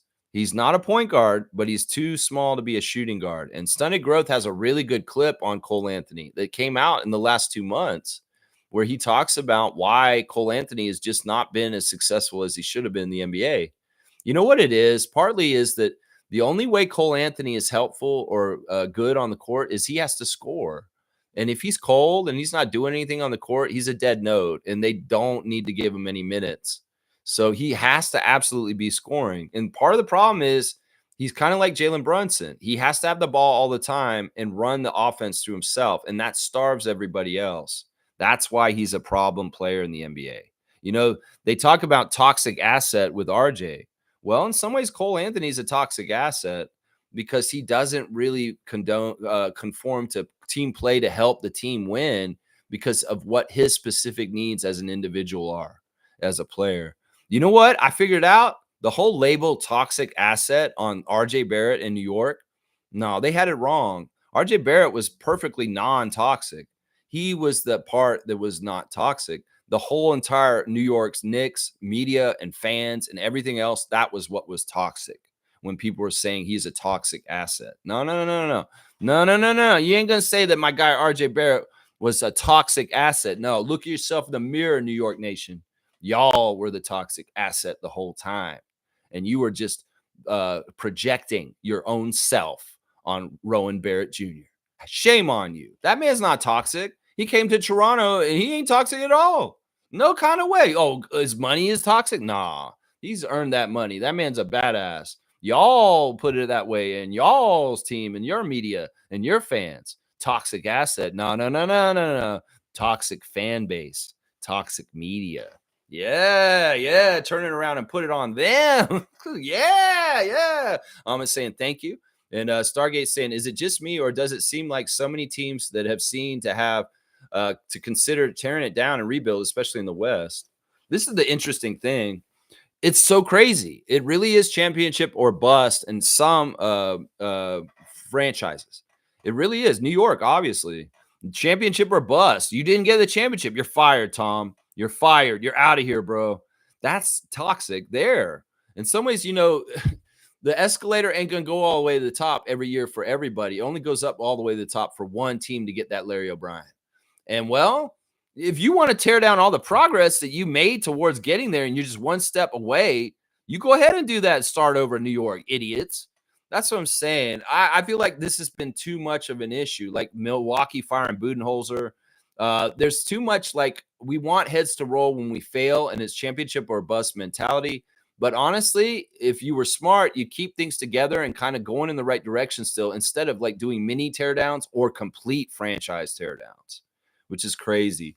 I like how we did ours because we really did transition from our old core to what we're doing now in the middle of a season. And it was tough that year, the wedgie year, as I call it, the year of Dennis and Pascal, and we got a brief period of spicy barbecue. You know, we did that in an interesting way. And in some ways, like, look, you don't want to keep switching like your coach or your franchise, your core, and what you're doing too much. And too many teams are too quick to do too much switching around too much. Like, you really got to analyze what part's not working and make that switch there, but keep the parts that you built on and you're progressing and getting closer to Larry O'Brien with. But I think a lot of teams are misinterpreting what the parts are that they should keep and shouldn't. Some of it's circumstance that determines this. And they're failing because they're tearing down too much, or they're going too quickly to tear down when they don't need to yet because they're impatient about not being completely successful for that. So it's interesting. And in some ways, that's why I like our front office, is because I trust them to be patient and understand and not make knee-jerk moves just because the press or the fans are calling for it. They work on their own time and schedule, and that's what you want in a front office. The New York front office probably has their ears to what the fans are saying, and part of what they're deciding is partly what they're saying. And that's not the way to do it. NBA teams should not be run by populists. No, no, they should be very much dictatorships for very learned, educated men like Masai Ujiri to make all of the decisions. This is not a democracy. This is not what the United States and Canada are supposed to be. This is a dictatorship run by Masai Ujiri and Bobby Webster, and they should be dictating everything. And the fans, you don't get a say in this. You shouldn't say it. They care about selling tickets and y'all being attracted to the product, but you're not making GM moves. I'm sorry. It's a dictatorship, and the guys who are doing it are the right ones. Yeah, it's crazy. The different levels of rebuilding and tearing down right now, Stargate. You're exactly right. It's crazy. And some people are doing it too early, and they're not doing it the right way either. Seymour is saying this next. Let me see. I jumped ahead. I want to make sure I don't miss any of the comments today. It's a fantastic group we got today, a homecoming of sorts for some of the RFF who haven't been here in a while. Let's see. Magic was the worst three-point shooting team in the league at 31%. Next four teams were at 33%. Bane is a 41% shooter. He improves them. And they're taking a page out of the Knicks book. Remember last season, Knicks pulled a crazy trade for Bridges, 5 first-round picks. Yeah, it is kind of smacking of the Mikal Bridges trade as far as the lot that they gave up for it. Honestly, I'm going to say this. Even though they got Desmond Bane, that will help their three-point shooting. But you know what? And this is what I've learned from the Raptors in the last couple of years. You can have one premier three-point shooter like Gary Trent Jr., but if the other team's keying on them a lot, they're not going to be effective to get your whole team out of the slump. You need multiple three-point shooters to spread the floor. And Desmond Bane may be a good start for the Magic in trying to reverse the trend of their three-point shooting, but he's not enough. They're going to need at least 2 other guys to come in that are going to be steady three-point shooters. And honestly, they traded one of their best existing three-point shooters in KCP in this deal. So, see, that's insane. You can't just have one good shooter to space the floor, because you know what? The defense will just key on him and take the three-point shot away from him. The Magic are still screwed. So that's the way I look at it right there. Amit's saying, I'm planning to go to some Scarborough Shooting Stars games this summer. I went last summer and it was so much fun. CEBL is a really cool league, especially to the target score, which is really fun to watch. Awesome. I love this enthusiasm, and I love this passion that the RFF is showing towards the CEBL. It really is something I should have been putting on blast more. In some ways, I decided this summer, if there's not going to be any FIBA competition with Team Canada, that I'd pivot towards more WNBA coverage and more CEBL coverage to fill the gaps this summer, since there won't be a part of the summer where I'm going to be watching the Olympics or FIBA World Cup. So, yeah, we're going to pivot. I'm going to do more CBL streams over the summer, and we will get a Scarborough Shooting Star stream. In fact, I'll probably go to a game, and I'll cover that just like we're covering Blackjacks today with Fiercey and Cass. Yeah. Let's see. Seymour saying they felt Baines can get them to the Eastern Finals or chip. You think that could happen? No, I don't see that. Once again, I in some ways, I'm a propaganda machine against other teams in the league that I don't want to be successful. And I'm going to say this right now. Paulo and Franz are not a good fit together, the two of them. They're not. I'm going to continue to say this. This is something like what I said about Jalen and Jason for like a decade now. I'll say the same damn thing about Wagner and Banchero. And sure, I'll admit I am gaslighting and saying this to just add the noise and put it out there, just like people do the Raptors and ways against us. I'm doing our part from our side towards the Magic and saying that I'm going to say this. I actually do believe this, but I'm going to say it out loud and hopefully it goes further. Franz and Paulo do not fit together. And that is their Magic aren't going to get anywhere because that is fundamentally the biggest problem they have. Yep. Right there. Ahmed saying, I bought my Global Jam tickets like 2 months ago when they went on pre-sale. My grandparents and mom bought me 2 courtside tickets, which is so cool. That is very cool. Very, very cool. Right up in front of the action. I'm going to have to go to courtside seats for Scarborough Shooting Stars. I think that's what I need to do next. Yeah, I need to get down there and see the team that J. Cole played for at the Pan Am Center in Scarborough on Morningside Avenue. Yeah, I need to get there. I need to get there. It's not that far from where I need to go. That's right. That's not that far. That's right. Stargate saying you guys know that you can trade coaches too. Yeah, yeah. Jason Kidd was traded from Milwaukee to Dallas. That's how he started coaching the Dallas Mavericks. He was traded. Seriously, Jason Kidd was traded as the coach. It's kind of a weird thing when that happens, but it has happened in the NBA's history over time. Yeah, it has. Mark Tavares is saying Jameer Nelson Jr. plays for the Surge. That's right. When I was going over all of the teams in the CBL, I was trying to look for names that I recognize. Abu Kajab is over there too, who was on the I think he was on Team Canada or the Raptors Summer League. I think he was on Raptors Summer League one year. Yes, but I try and look for names that I recognize, like Antonio Davis Jr. or Jameer Nelson Jr. There are a few names in the CBL that I did recognize, but not too many. The great thing about the CBL rosters is they are a huge percentage Canadian players. So they really do allow for Canadians that may not be good enough to do certain things in the States to have a somewhat professional career here in Canada, playing in Canada. And there's no weird things about work visas or anything. So kids from Hamilton, kids from Winnipeg, kids from BC and Saskatchewan, if they are good basketball players, there is a place for them to get to and actually play at a somewhat professional league. It's fantastic. And same thing with the women's leagues too. It's really, really good that we have Hoop Queens and the Toronto Tempo, obviously, is the highest level, the WNBA.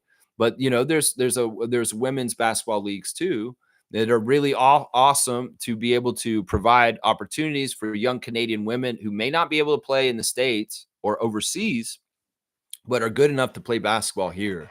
And that's fantastic. There's a rule in the CEBL. You can only have like 4 international players not from Canada playing in each game. So majority of the players have to be from Canada in these games. And that's why a lot of them are people we don't know. But they're local guys. And often they play for their hometown. Like Montreal has a lot of kids that are from Montreal in the Alliance. Winnipeg has a bunch of kids on their team that are from Winnipeg. So they really do get local talent that represents their city on these CBL teams. It's pretty cool. Amit's saying, my grandfather is going with me, hoping to meet some future NBA and WNBA All-Stars or stars. Sadly, my favorite WNBA player and Global Jam alumni, Aaliyah Edwards, won't be there. I have Aaliyah on my WNBA fantasy team, having a slow start this season. Of course, she was hurt to start the season, and her stats just aren't exactly right now. But WNBA season's going on right now, Amit, and maybe the schedule's just conflicted. And yeah, but that is true what he's saying. He's going to go there and he's going to see the future. You can see future players at G League games and CBL games and Global Jam. And Ahmed has already gone to a few years of Global Jam, and he's seen that some of these guys that he's gone to see and ladies have gone on to things already since seeing them there. That's right. Kaz said, no, I didn't know Antonio Davis' son was there. Cool stuff. Yeah, he plays for Niagara. Kaz said, my family was sitting behind a little cousin of Ekior who plays for the River Lions, which is pretty cool. Very cool. Very, very cool. Of course, in the intimate setting of CBL games, it's like almost every seat there's going to feel like courtside. I see that there's only like 2,000 seating there, right? The arena that you guys were at for the Blackjacks game isn't super huge. I saw the picture of it, but man, you get enough people in there, you get that party atmosphere, it could probably get rocking, even with a smaller crowd. Really, probably could, yeah. Smooth saying, you're probably right, Lex, and regarding the KD, would not surprise me at all if the trade is done and they're waiting to announce it after the finals.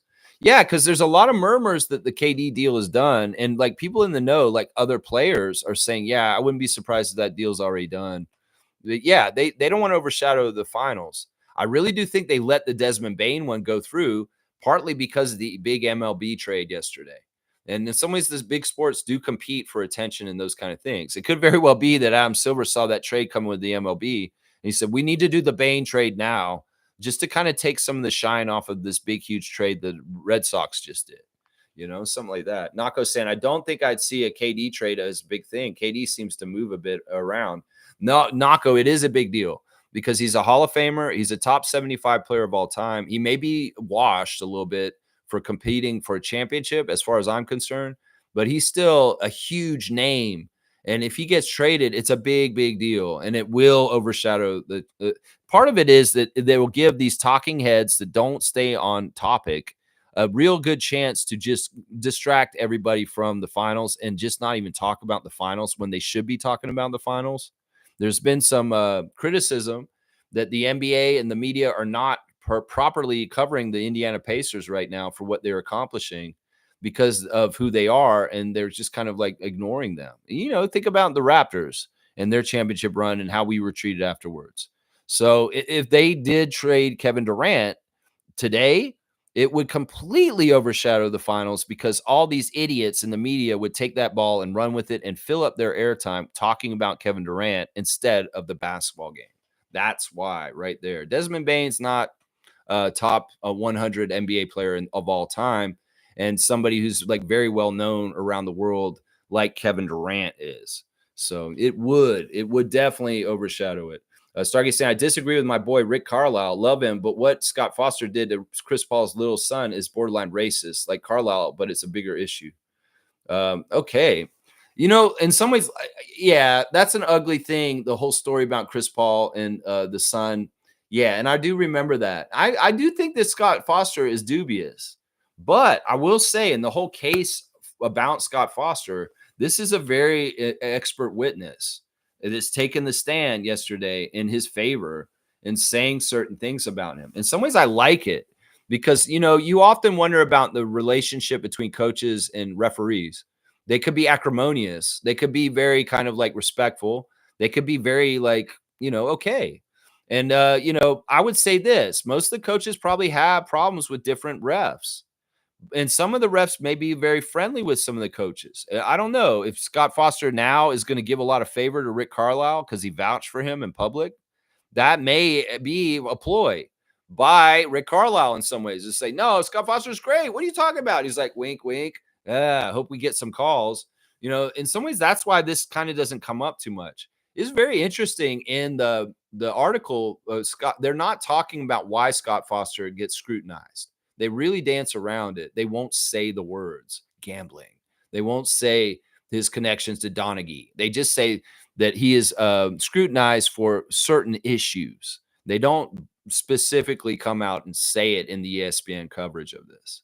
And that shows a lot that it's like this is a taboo subject, the refs cheating or gambling, and we don't even want to put it into words in print on ESPN.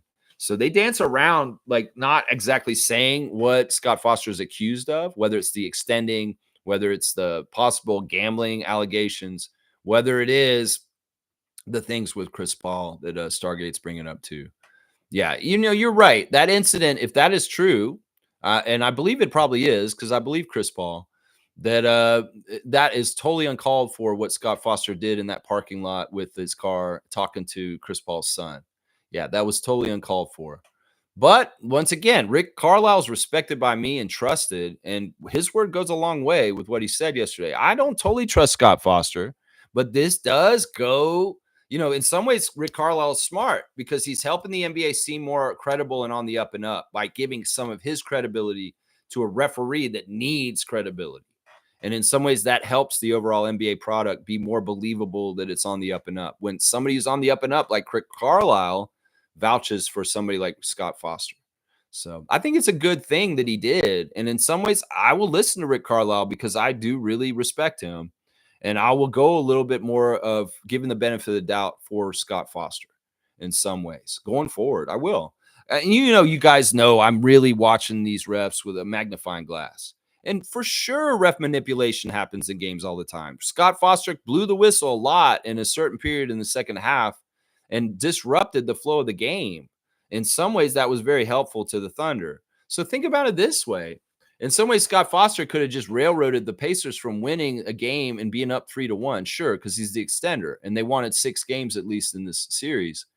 Rick Carlisle could be pissed at him about it, but he's watching the game himself because he's the coach. He's involved in it. And maybe he can feel the manipulation of the refs, but he still felt like he needed to speak out on his behalf because he feels like the fans are and the media, the speculation is a little too rampant and unfair. That's what I'm saying. I'm trying to piece this together, critical thinking and logic. And, Rick Carlisle had no reason to come out and stand up for Scott Foster yesterday. In fact, he could probably been like seething and mad at him because he railroaded them to a loss in game 4 and on some lower level. But no, instead he's standing up for him. And in some ways that's good for the health of the game, the integrity of the game, to see an upstanding, respected coach stand up for possibly like a corrupt ref or a ref that's actually under a lot of scrutiny unfairly. So that's kind of how I look at it right there. James is saying, do you see Memphis trading Morant or JJJ? Yeah, that's what I'm wondering next, James. I mean, I think Morant is likely because he's a toxic asset. Could they do this? Could we just see toxic assets get traded for each other and Zion for Ja? And Ja's going to be in New Orleans, which it may not be a good look. And Zion Williamson will be in Memphis. I mean, that sometimes that's what teams do. You want my headache? Yeah, I'll give you my headache for your headache. Yeah, let's do that. Let's just see if change of scenery or kicking the butt with these guys will help them get their careers back on track correctly. So I would love to see that. JJJ may be less likely to get traded, much like Edie. I think those are really good assets that Grizzlies kind of want to hold on to. Yeah. Let's see. Stargate saying still love and respect Rick Carlisle, though. Yeah, it's tough. I'm just saying, like, once again, he did not have to do this. In some ways, this was effective in probably switching some public opinion about Scott Foster to a degree. At least for me, it has. It really has. And, I want to be against Scott Foster in a lot of ways, but in some ways also I want to know the truth. And I want to be fair about it. I want to be fair about it. Smooth saying, yeah, that Boston Red Sox trade of Rafael Devers was huge and unexpected, like Dallas trading Luka. I think that's part of it. Seriously, I really do think in a weird way, I think the Bain trade came out before the MLB trade actually yesterday. And that is because Silver knew and he wanted to get something in there to kind of overshadow it. Amit saying, y'all are cool. I hate listening to younger people about basketball. For example, saying how the Mavs get only 1 first from the Luka trade and Grizzlies got 4 from the Magic, acting like AD isn't top 15. Yeah, Ahmed, you're awesome, man. All right, I appreciate that. In some ways, I don't want to be ageist towards young people, and I love that Ahmed is not ageist towards older people. And Ahmed, you're getting your first dunk of the year, man. You know what? I'm going to go ahead and give you a 30-pointer. I'm going to give you 10 dunks right now for your successful return. You're at 30 points on the dunk charts, just on one shot right there. You got a 10 dunker there just now, man. Yeah, it's so awesome to see you. Smooth saying happy birthday to my mom. Yeah, she's here. I'm really blessed to get to spend a month with my parents in the middle of the summer while they're up from Atlanta.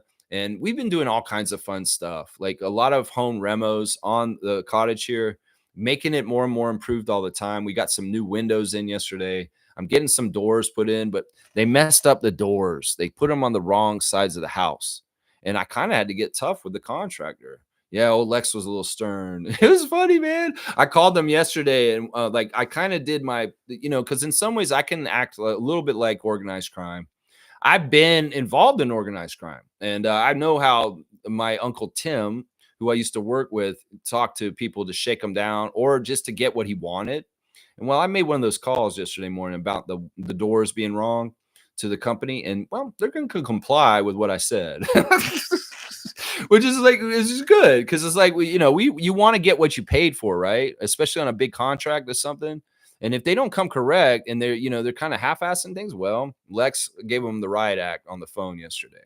But I did it respectfully, and it was very effective. Trust me, I got exactly what I wanted, man. Exactly what I wanted. Smooth saying Boston fans are extremely angry about this trade. So this guy's a top-level player in the MLB, and he's out now. Wow. Well, Red Sox Nation's upset. I'm not upset. I'm a Blue Jays fan. That's right. Amit saying he'll be here tomorrow. Awesome. I want to see you compete again, Amit. It's going to be so awesome to have Amit Gaming 2K back in the Raptor Freak Trivia a ring with everybody else, man. Y'all better bring your A game. This is exactly what we needed, actually, Amit. because we're in the playoffs. We're in the finals of the Raptor Freak Trivia. And I know Reggie's already won it, but we needed to up the competition. And Amit Gaming coming to Raptor Freak Tuesday Trivia tomorrow does exactly that. Makes it a finals feeling. I'm telling you that right now, man. Monique is here. Yes, super fan Mo. We love you so much. Good morning, Raptor Freak crew. Good morning to you, Mo. Hope you're having a great start to your Monday morning so far. Yeah, it's going to be a nice week. I can tell. Lots of fun stuff coming up this week for me. Man, birthdays like crazy in June. It's like I said earlier, Mo, it's my mom's birthday today. She has her birthday a week after yours. It was my grandmother's 103rd birthday this week. Thank you for all the nice messages and emotes on the picture I put on Facebook. I seen a lot of the Raptor Freaks were on that picture, giving me comments, nice comments and stuff like that. Yeah, she's awesome, man. My grandmother's so cool. 103, y'all. It's just crazy. It's so awesome, man. But really happy to see Mo, one of the very, very great women in my life that have their birthday in June on a even day. That's the crazy thing too. Everybody has their birthday on an even day. It's like the 10th, the 12th, the 16th, the 20th. Adriana's birthday's on the 20th this week. Her birthday's this week on Friday. So it's like there's so many birthdays. June is very, very hectic for me with showing birthday love for the women in my life. And that's what's up. That's right. Mo's one of those women that's in my life, and we love Mo so much. And her birthday month is awesome. Let's just put it that way. Mark's saying, I love gator meat at Nollins on King West. Fortunately, is no longer around. Yeah, I don't know, like how you get in some ways it's like delivering it and getting it here fresh. You get it right out of the swamp down in Florida. You can get it at the plate easy, but getting it out of the swamp on the truck and up to Canada, in some ways it's a weird thing. It's a delicacy. And I'll bet it's expensive up here because it's not easy to get up here, is what I'm saying. Yeah, that's awesome that a lot of you guys have tried alligator meat. It's actually really good, guys. It's really, really good. And think about this. You're eating a creature that's as old as the time. This really are modern day dinosaurs, what alligators are. They've been around forever, and they really are like one of the oldest species in the world. So you're eating an old animal when you eat alligators. That's right. Seymour's saying, oh, Mark, we boiling again this weekend in Deer Run, Bow Bottom, if you are in Calgary. There you go. I love this. There's a little bit of a event that we're starting to pre-plan for the beginning of September, the next Raptor Freak Hangout. I want to drop it right now so you guys can start orienting in your mind. My birthday is at the end of August. I'm going to be turning 50. And also, it's King's birthday, and he's turning 45. Like 2 weeks after my birthday in September. So King from To The Point is talking about having a barbecue at his house in downtown Toronto to celebrate both his and my birthdays, Virgo birthdays. That's right. We're Virgos.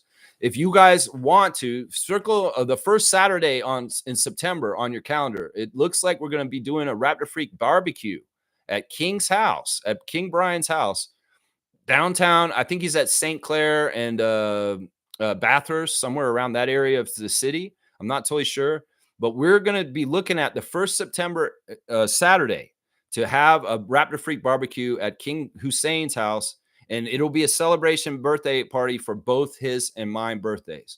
So that's looking like that's going to be the next hangout. And Brian said he wanted to have it at his house, and he has enough room for everybody to come over and do it there.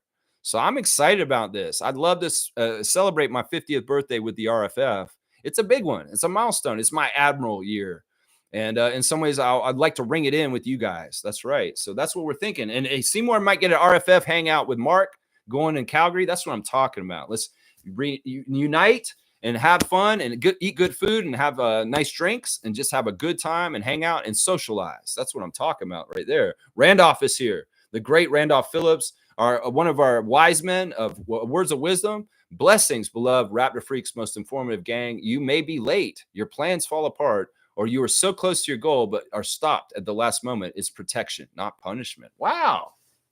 I like that. I really do like the philosophy of it happens for a reason, that it is what it is. And even if it seems like one of these things that Randolph just listed and it's a bad thing, you know what? There's a hidden silver lining that's probably for the right thing. I didn't make my plane. My plane was on 9/11. I'm just saying, in some ways, God will protect you in unforeseen ways.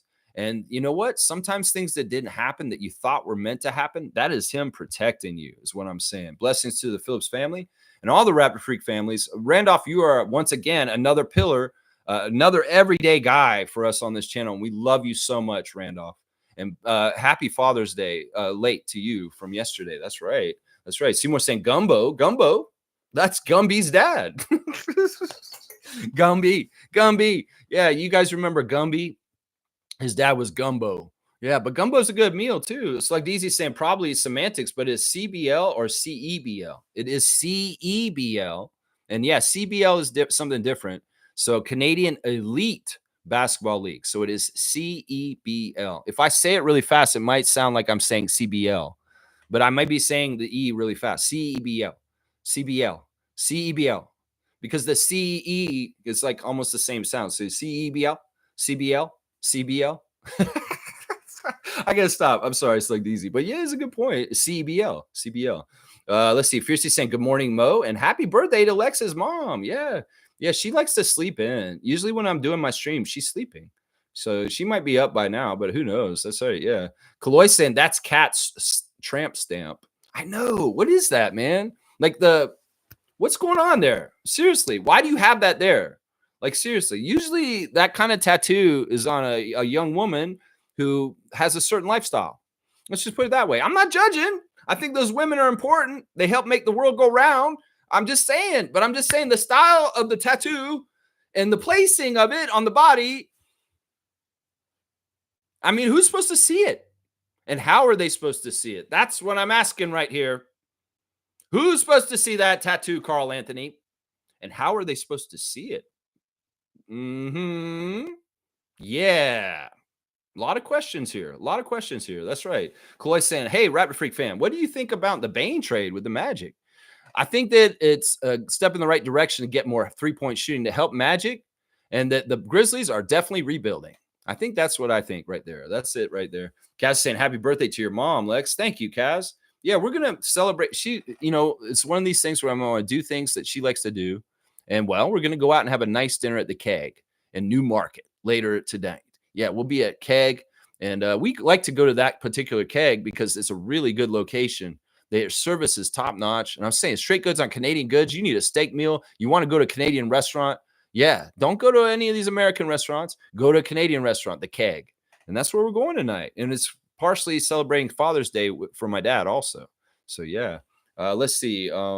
Mark saying at the Surge game, they played a mix of everything, but a little more hip hop, at least the instrumentals. A dance group did perform but to Nokia by Drake. Very, very cool. That's awesome that Mark was at the Surge game yesterday also. And you guys were at the game in Ottawa. Man, we really are global. I mean, Amit's in Israel, for Pete's sake. We are a global thing, the RFF.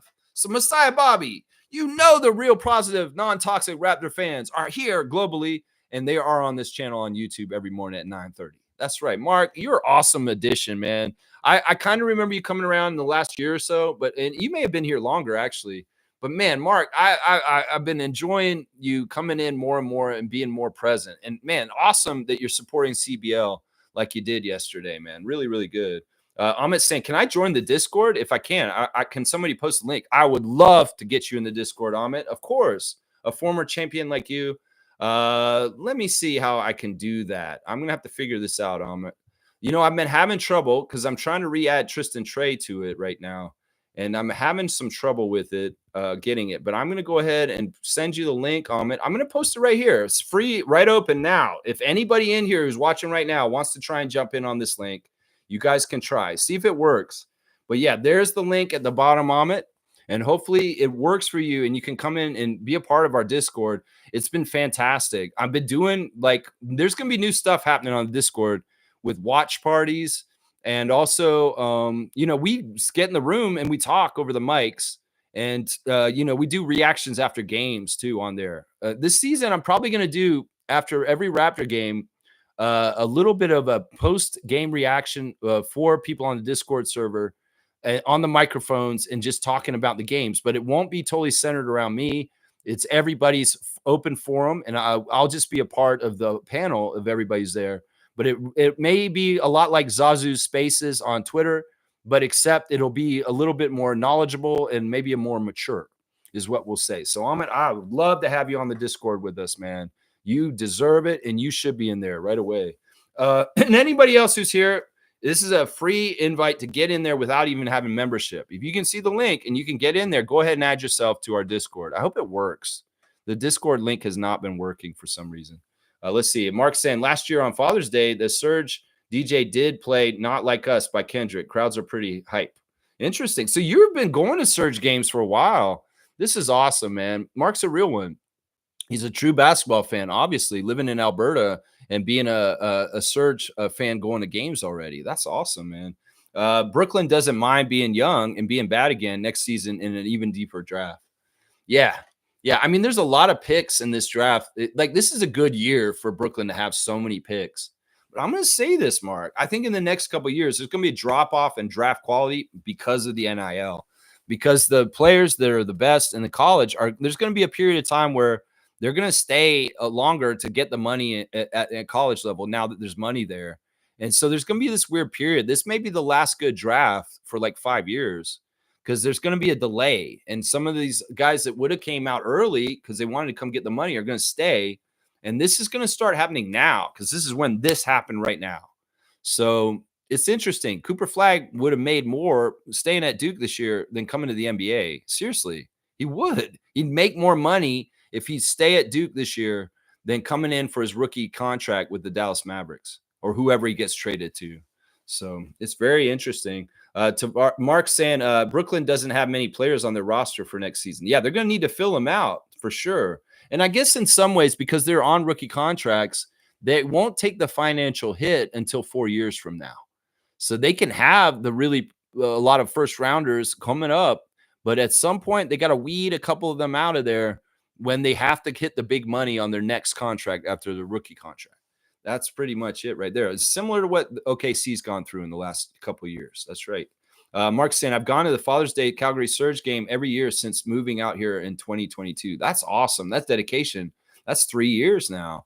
Fantastic, man. I'm giving Mark a dunk, man. In fact, I'm going to give him one of these 30 dunks, just like I just gave Amit. Seriously, for some reason I feel like giving 30 dunks right now. So Mark Tavares, you're getting another dunk right here. I know you're on the list. Let me see where you're at the bottom. You're at 36 now, man, just for being an ardent supporter for Calgary Surge in a market, that's probably, not totally basketball crazy. It's good to see somebody supporting basketball out in Alberta like Seymour and Mark do. Really, really good. Really, really good. You got 36, man, on the dunk chart now. Let's see. Kaloy saying, I will always be a fan of Ja Morant just for the pure reason he reminds me of Prince. All right, Kaloy, you get a dunk too, but that's only a 3-pointer right there. He reminds you of Prince. That's hilarious.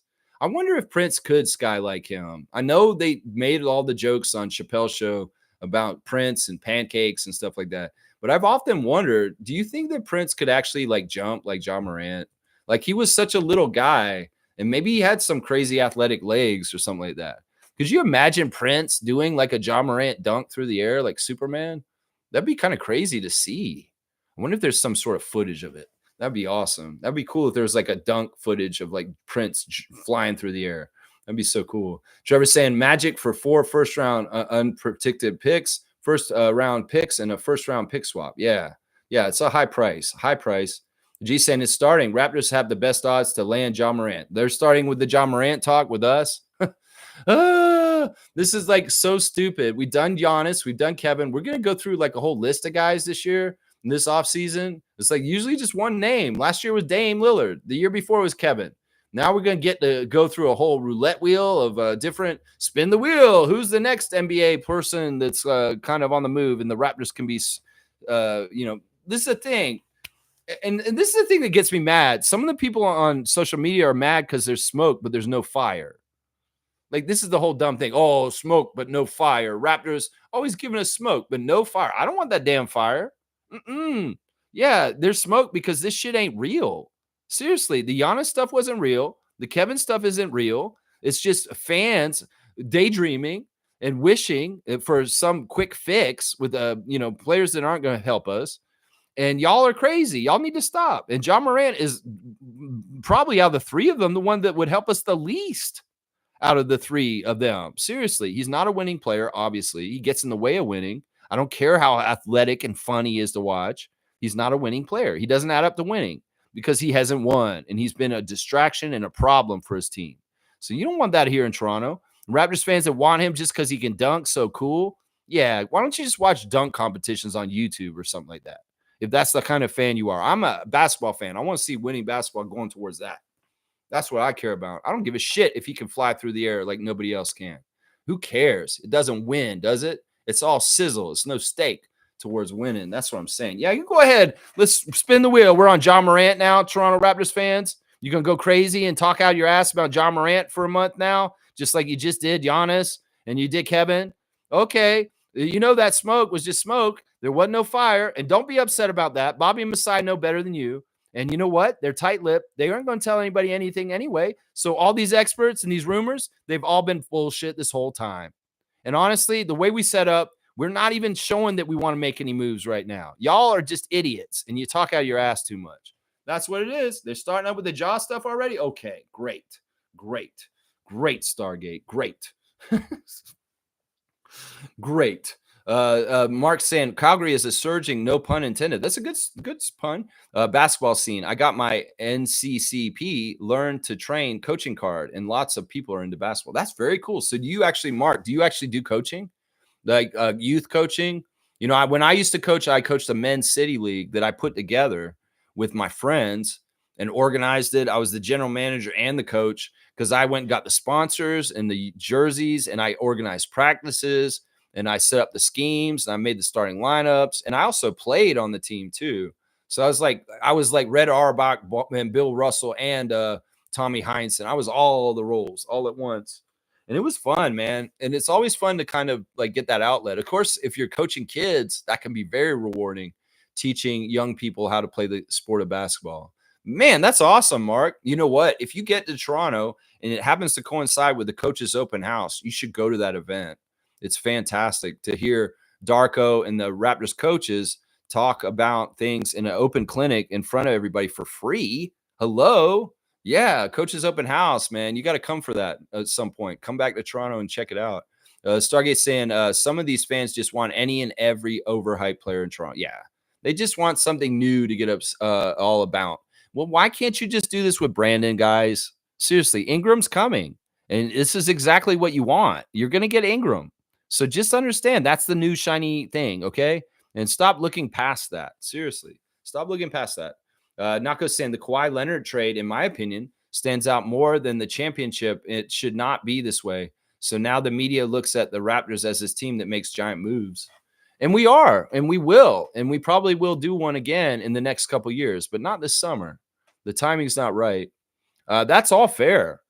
Not the part about overshadowing Kawhi Leonard trade over our championship. Yeah, in some ways, that whole summer after our championship, the honeymoon of winning was kind of destroyed because Kawhi took off almost immediately. And that was all the press wanted to talk about, was how we lost the finals MVP after he just won a championship with us. That was annoying. It was very, very annoying. But you know what we did, Gerald? We stuck together as a fan base. And our team players were like, you know what? We can try and do this without Kawhi. Fuck Kawhi. And Kyle Lowry, Marc Gasol, and Serge Ibaka and them went out and got the best winning record in Raptors history the year after Kawhi left. So it is what it is. In some ways, we know it's real. And you know what? Siakam's real. And he demands the respect for us still to this day, right now. Right now he does. That's right. He will tonight. Watch. He will tonight. Let's see. Smooth saying, I can't see Memphis parting with Zach. He's a foundational piece. Once again, this isn't always up to the team. When the player gets his autonomy to make the choice himself, he doesn't like what's going on in the franchise he's on, he can walk away. We know this in Toronto. We've seen it. And well, I don't say, like, if Grizzlies are going the wrong direction and they're wasting Zach's time because they don't seem like they're run right, he could very much make a free agency decision as a player to sign a contract with another team. And well, we're on that list of desired destinations for him. I know it is. Yeah. Smooth saying Orlando panicked, a desperate move. It does kind of smack of that, Reggie. It does. It does kind of smack of that they really just needed a player. Oh, we need Bane. We need Bane. Like, so bad that they'll do this. Info is saying, salute, freaks. In regards to Scott Foster, Rick did that for the league, not Scott, in my opinion. I still think he's a cheat. That could very well be true. Infamous, that could very well be true. And I could see that. But I will say this. Rick Carlisle's word does go a long way with me. And in some ways, I'm going to go a little bit easier on Scott Foster and give him the benefit of the doubt for right now in some ways. So I don't know, but you're right. You could be exactly right. I don't know, though, because I don't see this happen very often. Often the coaches are denigrating the refs, right? Nick Nurse and Darko and the different things have happened. Ben Taylor, you know, it's tough to suss out because we don't hear the coaches talk about the refs in a positive way very often, right? And when we do hear something like this is very like, I don't know if this is calculated by the NBA. I don't think the NBA came to Rick Carlisle and said, you need to say something nice about Scott Foster to help him. No, he did this all on his own. He decided to do this on his own because I don't think Rick Carlisle is that kind of guy that he'd be used like a puppet like that. I mean, it is good for the league. You're right. And maybe Rick Carlisle is thinking about the whole entire league in general and keeping the integrity of the game strong. And that's his motives for doing it. That may be very much true because in some ways he may have done it more for the league than actually Scott Foster in some ways. I'll admit that. That's probably right. Mark Tavares is saying Bain shot 40% from three on a really good volume and from different areas of the floor. He's going to help. But my whole point is earlier is like you can have one guy, they'll key on him. And, it's kind of like with Grady. If Grady's out there with another good three-point shooter like Jamison Battle, well, it's tougher for them to guard Grady. But if they know Grady is the only excellent three-point shooter on the Raptors, they'll key in on him and they'll try and stop him. And I think that that's partly what will happen with Desmond in Orlando. He'll get extra special attention, and his three-point shooting may suffer personally slightly because of being on a different team that has very poor three-point shooting. I feel like that may happen. He's going to help, but they may need to make a couple more moves still and add a couple of more guys that are like him to help. Cleveland did this past year, and it really benefited them when they went and got Yang and Strus. And I'm like, holy crap, they get like all these three-point shooters. They already have Merrill, and they have like pretty good three-point shooters in Mitchell and Garland also. So it's like the wide variety of three-point shooters with Ty Jerome even on the Cavaliers really, really helped them to be so successful this year. And that's the thing. I was like, Strus and Yang? That's too much, Cleveland. That's too many players. They did trade Yang, though. Finally, they did. Yeah. Let's see. Stargate saying it's smooth. I can't see that happening either. However, strange things have happened. See Dallas Mavericks. Well, like I said, once again, and this is what I want to believe will happen. The Grizzlies will spin their wheels and not do well enough, and Zach will make a personal decision to want to leave them. And, even if they try and throw money at him, he may be like, y'all are dysfunctional. I'm not getting anywhere with you guys. I want to leave. And I want to go to Toronto because I want to be a Raptor. I've been wanting to be a Raptor since I was a pitcher and I was playing baseball. I've always wanted to be a Raptor. It's Toronto. I want to be home with my mom who keeps bees on the roof of a building. And, I'm ready to go home at this point like RJ did. And my role model, RJ on Team Canada, he played for New York for a couple of years, and then he was on the Raptors all of a sudden. I want that to happen for me too. Come on, guys. Let's talk this into existence. Let's not act like Zach Edey is Shaquille O'Neal, and he's going to be like sunk into like he's the franchise player for that team forever. I don't think that's true. Like I said, I think he's at best, he's like a Jakob level of importance to our team, to their team. So that's what I say. Yeah. Let's see. Kaloy saying you have to call a spade a spade. Scott Foster manipulate games. If they want better ratings, remove Scott Foster. Yeah, I don't know. In some ways, I want him to just retire naturally. In fact, I thought he might retire because he had the leg injury this year, and he was out for a long time. And then he showed right back up at the playoffs, and he's doing the playoffs. That's fishy to me too, honestly, because in some ways, Scott Foster didn't ref most of the season. But he was still one of the better refs that gets the high pay of the finals and the playoffs because of his track record over his career. Maybe. But in some ways, if he was hurt and did he rush back just to get a huge payday to work all the playoff games and to make up or recoup some of the money he lost this season because he couldn't run because he was all messed up with his leg injury? I don't know. There's some questions there for sure. And how they decide who's going to be reffing the different levels of the playoffs. There's some questions there. There definitely are. Kaloy saying the whole game was so physical in the last 2 minutes, ref ball came into play. Yeah, Like, how tight is the whistle being called, and are they switching up when it's tight? And at the end of the game, that definitely happened. The stuff with Mathern was absolutely, manipulation. And in some ways, it's Josh Tiven actually calling the whistle, but Scott Foster may have been directing it. Yeah, I mean, I get it, guys. I think it's a little bit of both. Scott Foster is definitely a manipulator. He's definitely an extender, but I don't know if he's actually gambling and all the Donaghy stuff. And that may be what Carlisle's talking about, because honestly, Carlisle didn't really elaborate specifically what he's saying is unfair or unjust about what people are saying about Scott Foster. He didn't elaborate specifically. He didn't say gambling. He didn't say extender. He didn't say Chris Paul. So in some ways, it's like he left it open ended in some ways, and that's ambiguous. And we don't know. He's like, oh, he's a good guy. He doesn't deserve all this, is what he said basically. I don't know. I'll listen to Rick Carlisle to an extent, but I'm listening to Infamous also and saying, yeah, you know what? He's still a cheater. He's still a cheater. Let's see. Infamous saying, I think we were looking at this Orlando trade the wrong way. Their biggest weakness is offense, and they fixed that. They will be making another move. This is only part one. Okay, we'll have to see. We'll have to see. That may be true. Nako saying the Grizzlies are real good at finding diamonds. Scottie Pippen Jr., that's not a diamond. That's not a diamond. His name is literally a Hall of Famer. How do you find a diamond in the rough if the man's name is a Hall of Famer with a junior on it? That's not a diamond in the rough. That's a known player because he came up underneath a legacy. And no, that's not a diamond in the rough. Pascal Siakam's a diamond in the rough. Fred VanVleet's a diamond in the rough. Scottie Pippen Jr. has been around the NBA his whole entire life, and he is not somebody discovered out of the blue. I mean, his name is literally Scottie Pippen Jr.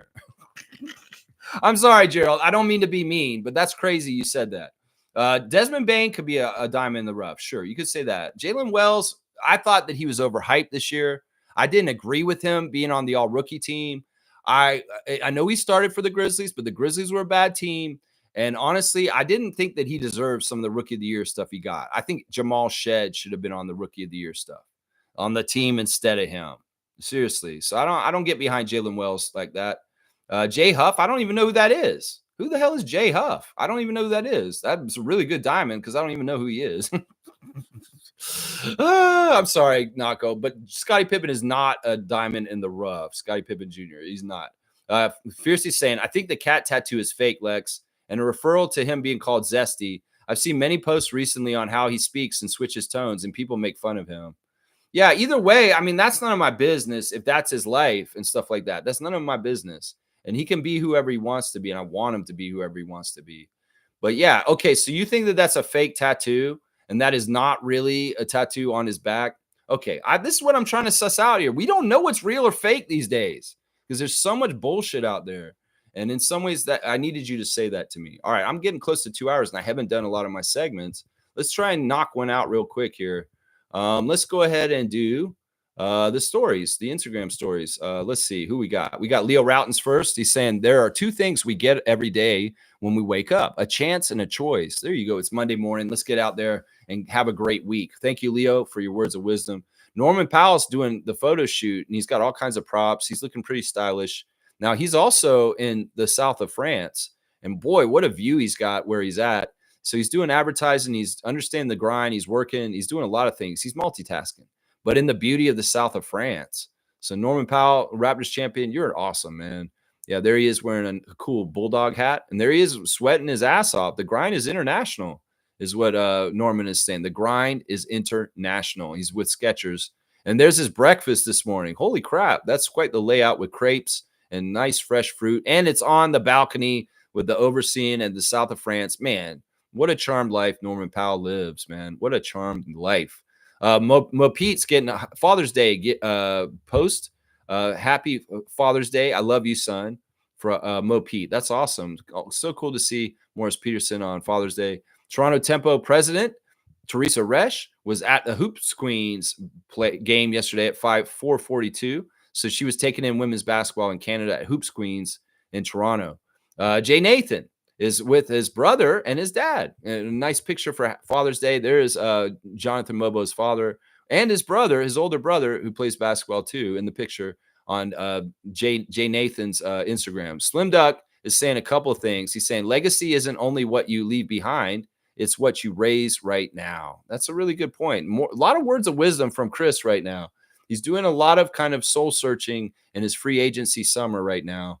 And he's got a lot of messages right now. He's also got this crazy thing where this couple is sorting out these colored bottles and they're supposed to try and make them match. And the guy keeps getting them right. And the woman keeps switching them the wrong way.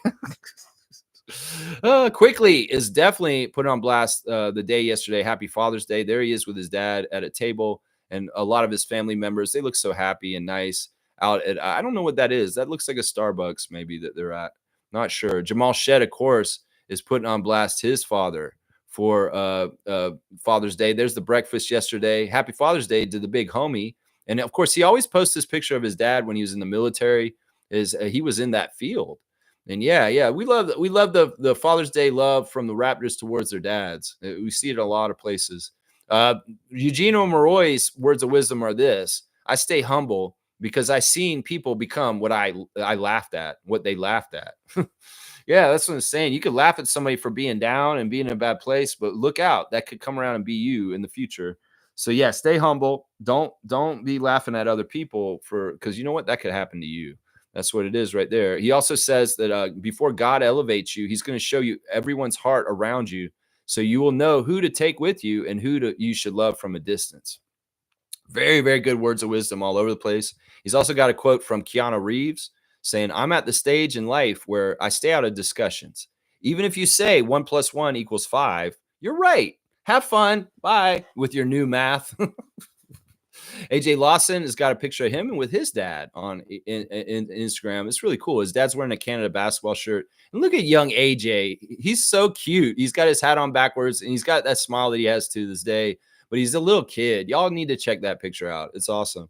Orlando Robinson is still at the Tarkanian Center in Las Vegas, putting in that work with his alma mater and putting in that offseason work. And somebody's yelling at him and one-on-one rage bait. This guy's mad because they were playing one-on-one, and he's yelling at Orlando. Orlando's laughing at him. That's hilarious. Also, Toronto Tempo's doing a 13th annual online auction is live for You Can Play, and Toronto Tempo's involved. Bid on your favorite items, including a Tempo VIP experience. Go to the Tempo. It just got posted an hour ago. And the bid on the link on their page on Instagram. There you go. There's the Instagram stories for today.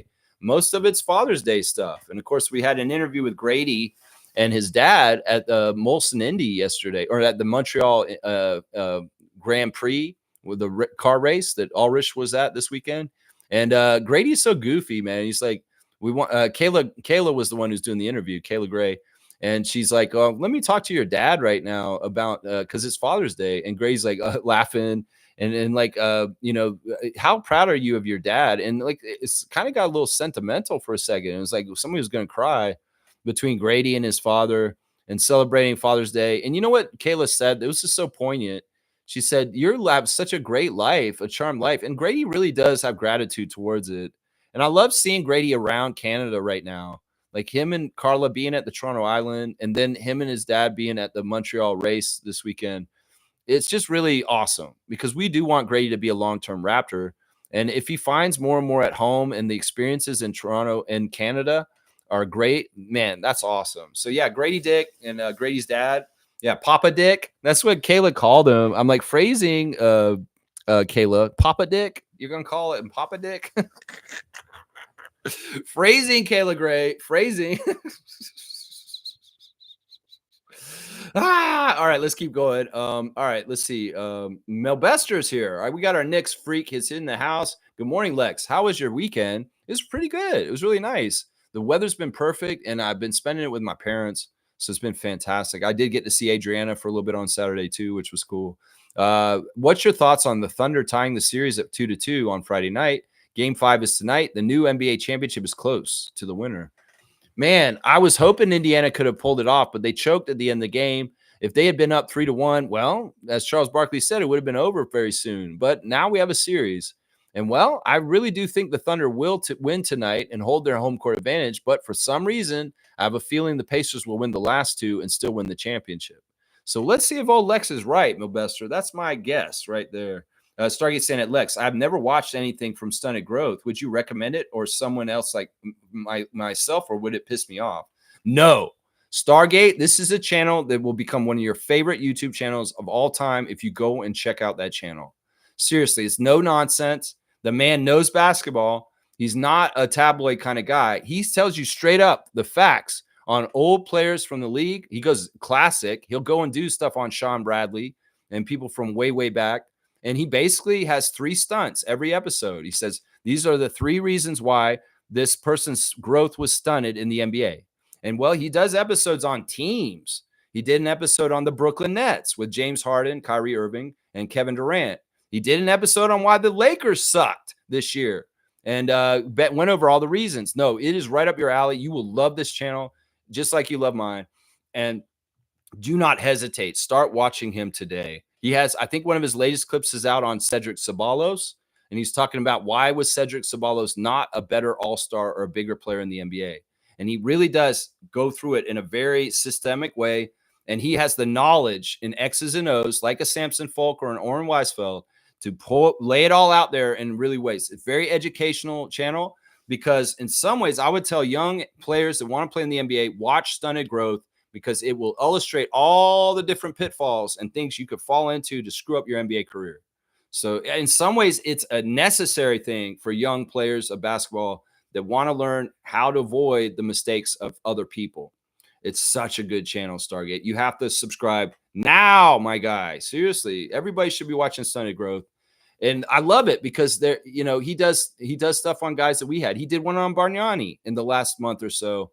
And it was fantastic because he was very fair. He said Bargnani's not a bust, but he was not able to meet the expectations that were put on him as a number 1 pick in the draft. But he's very fair. And he says this guy is not a bust.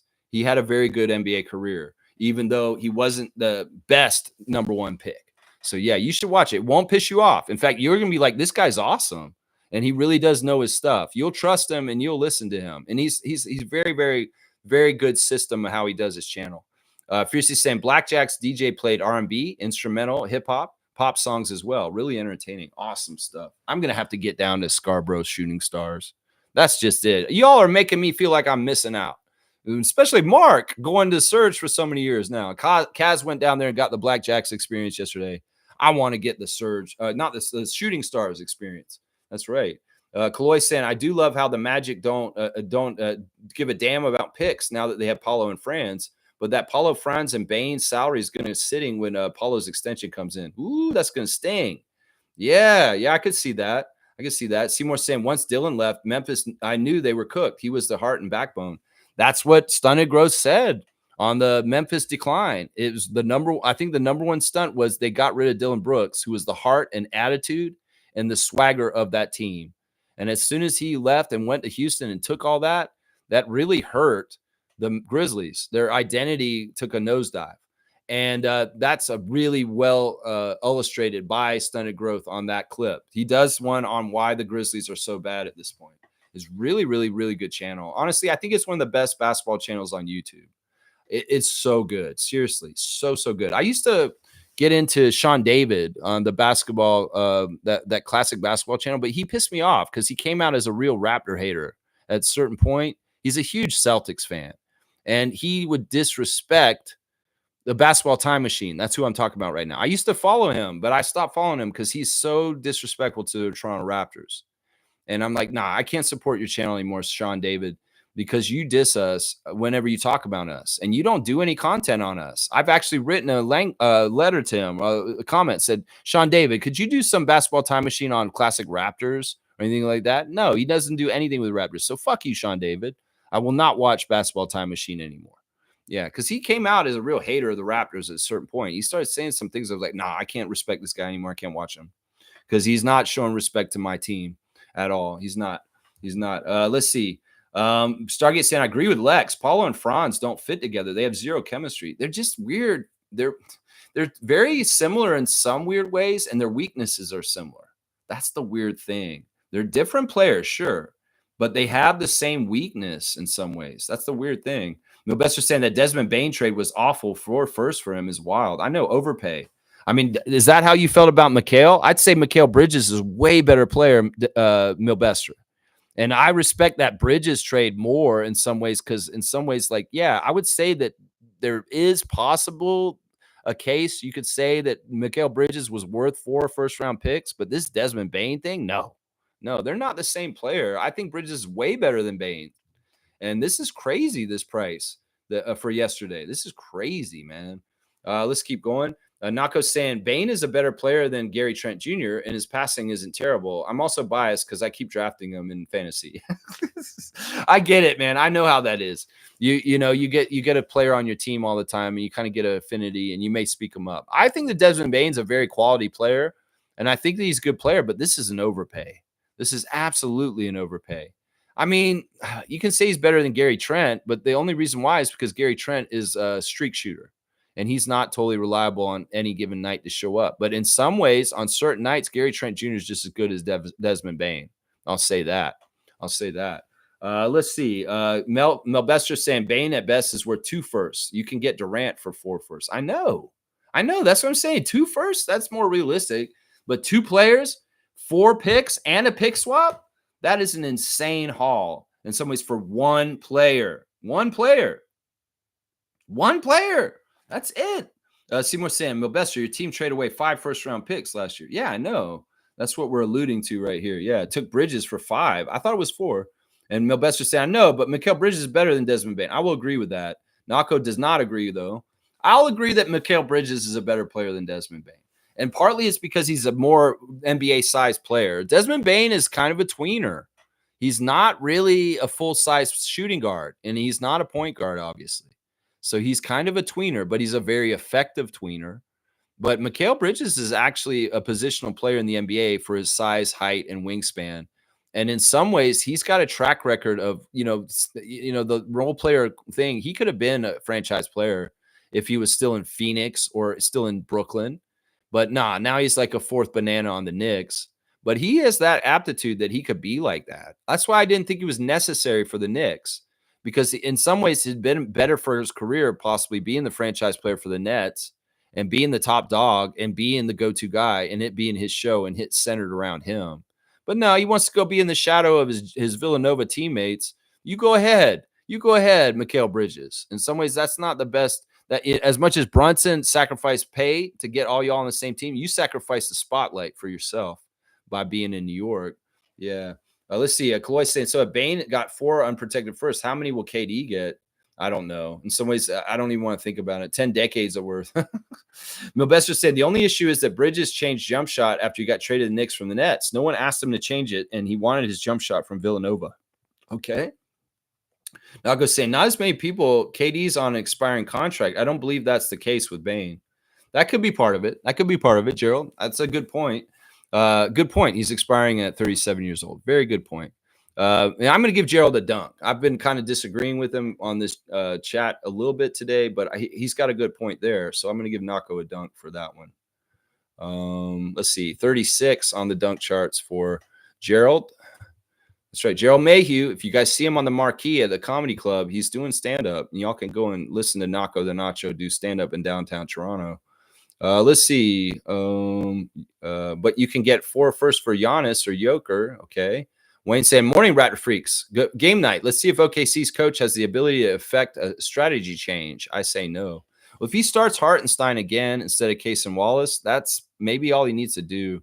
I feel like the most important thing for the Thunder to remember to do is play your bigs like bigs. Get your rebounds, box out, and dominate on the paint. That's how you won Game 4.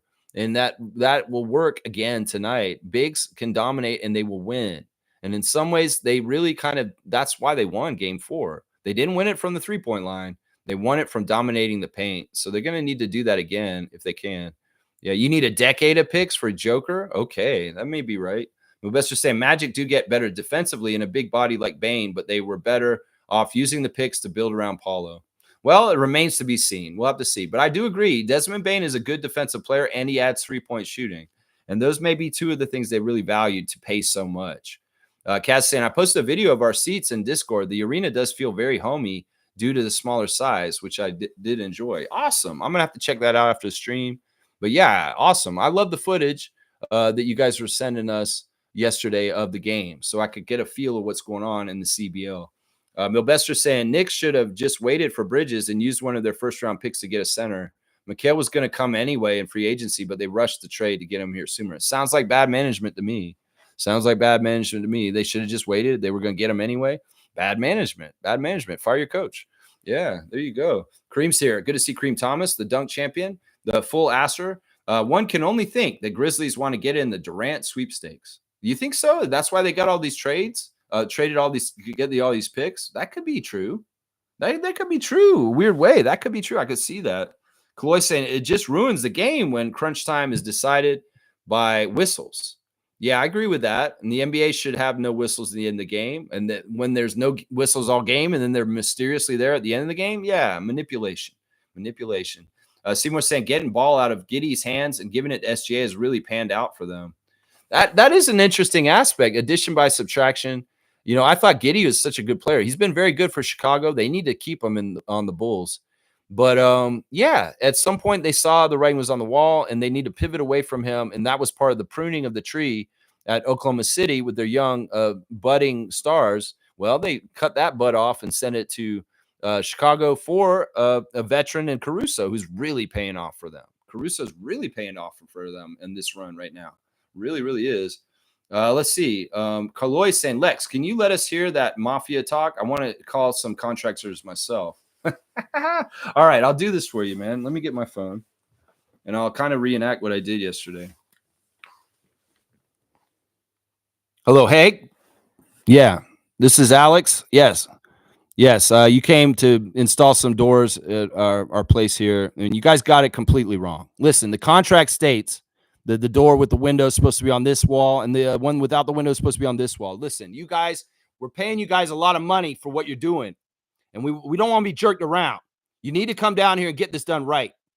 And, you know, there's a contract, and we'll hold you to it.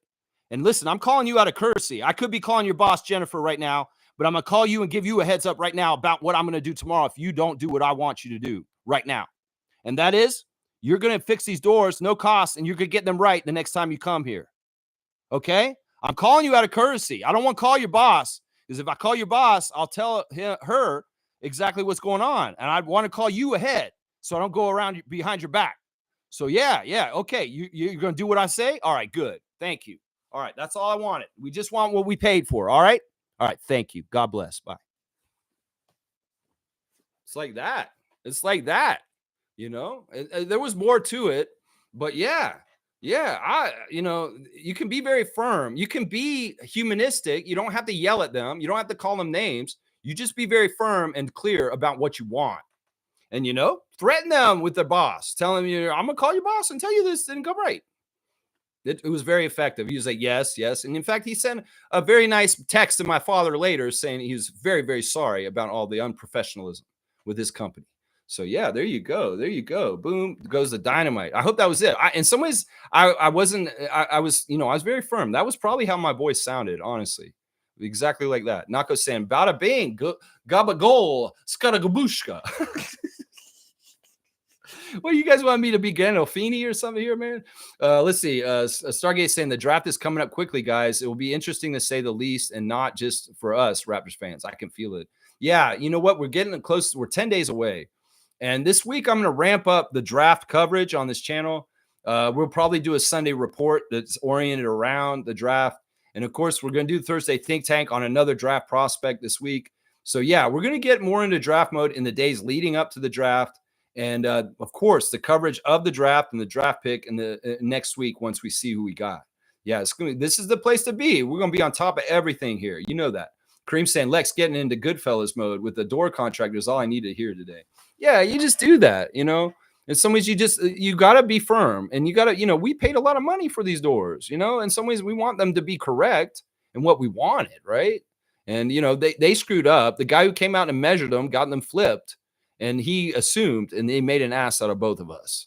And that's what happened here. So, yeah, we're getting it cleared up. It's all going to be cleared up. That's right. I'm going to wait a little longer to get the doors right, but we get it cleared up. That's right.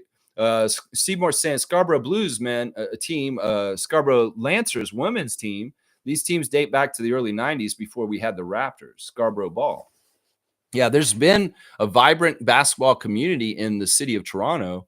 The Filipino leagues with Jeff Landicho's father running those things, and the really amazing work that he did to build basketball in the community for Filipino people and other people running the Filipino leagues. There's all kinds of different great levels of basketball, but the CBL, in some ways, it's got a real professional polish, and it has some real legs to become more and more esteemed and successful as Canada embraces the sport of basketball more and more. Yeah, I love it. Scarborough Blues. Yeah, I've heard of them. There's the Discord link. Let's see if anybody can get in there. Cream Sands, what's up, Amit? Every now and then I think about you, young bull. There you go. See, you're a popular guy on this channel, Amit, and you really are an RFF alumni and a person that we missed. We were wondering where you were, man. Seriously. Trevor's saying when he's on his hands and knees, you can look at that tattoo. Okay, I wasn't going to say that, Trevor. I wasn't going to say anything like this, Trevor. Oh, my gosh, Trevor. Oh, my gosh. Stop, man. Stop. Come on now. Come on now, Trevor. I need a glass of water. Where's Jill? I need a water break here. Trevor went ahead and said what we were all thinking here. That's right. Oh, my gosh, Trevor. All right, I'm going to give you a dunk just for being out of control. Out of control with that one, Trevor. Out of control on that one, man. Trevor, man, your food's out of control, and now this comment's out of control. 102, you broke the century mark. You broke the century mark with this crazy ass on his hands and knees. You really said that. You serious? You really said that just now. That's when you can look at his tattoo. Oh my gosh. I mean, I'm just wondering, why is the heart like shaped right in the middle, and where's the heart pointing down to? All right, let's see. Amit Gaming saying, Kareem Thomas, much appreciated, fam. Thank you for the thoughts. How have you been? Just trying to stay above the ground, Amit. That was kind of gloomy, but all is well. Still on the channel trying to get dunks. Yeah, this man doesn't have to try. He's just naturally funny. You know, the world is weird and gloomy, but we've had some sure signs of positive things. Like this weekend, Saturday was an amazing day, guys. The Americans took the streets and they did things right. I'm proud of United States for showing democracy is still going to fight for the rights of Americans to be in a democracy and not in a fascist country run by a wannabe dictator with a sorry-ass rainy day parade. That was such a joke. Seriously, have y'all seen more of the footage of what happened with Trump's parade? What a joke. Seriously, it's ridiculously sad. It's so funny. I swear Melania is laughing at him in that footage. I swear she's sitting next to him and he's like down in the dumps. He's like, I couldn't even pay people to come to this. And Melania's sitting there like laughing at him, like sitting right next to him, man. It's so crazy, the footage there, man. It's so crazy. Salute to Uncle Tim. Yeah. Uncle Tim, my God, man. Uncle Tim's scary, bro. Seymour, you don't want to mess with Uncle Tim. Uncle Tim, Korean War veteran who became a Yakuza. He was a Yakuza. He was in Yakuza. That was when I was working for Yakuza.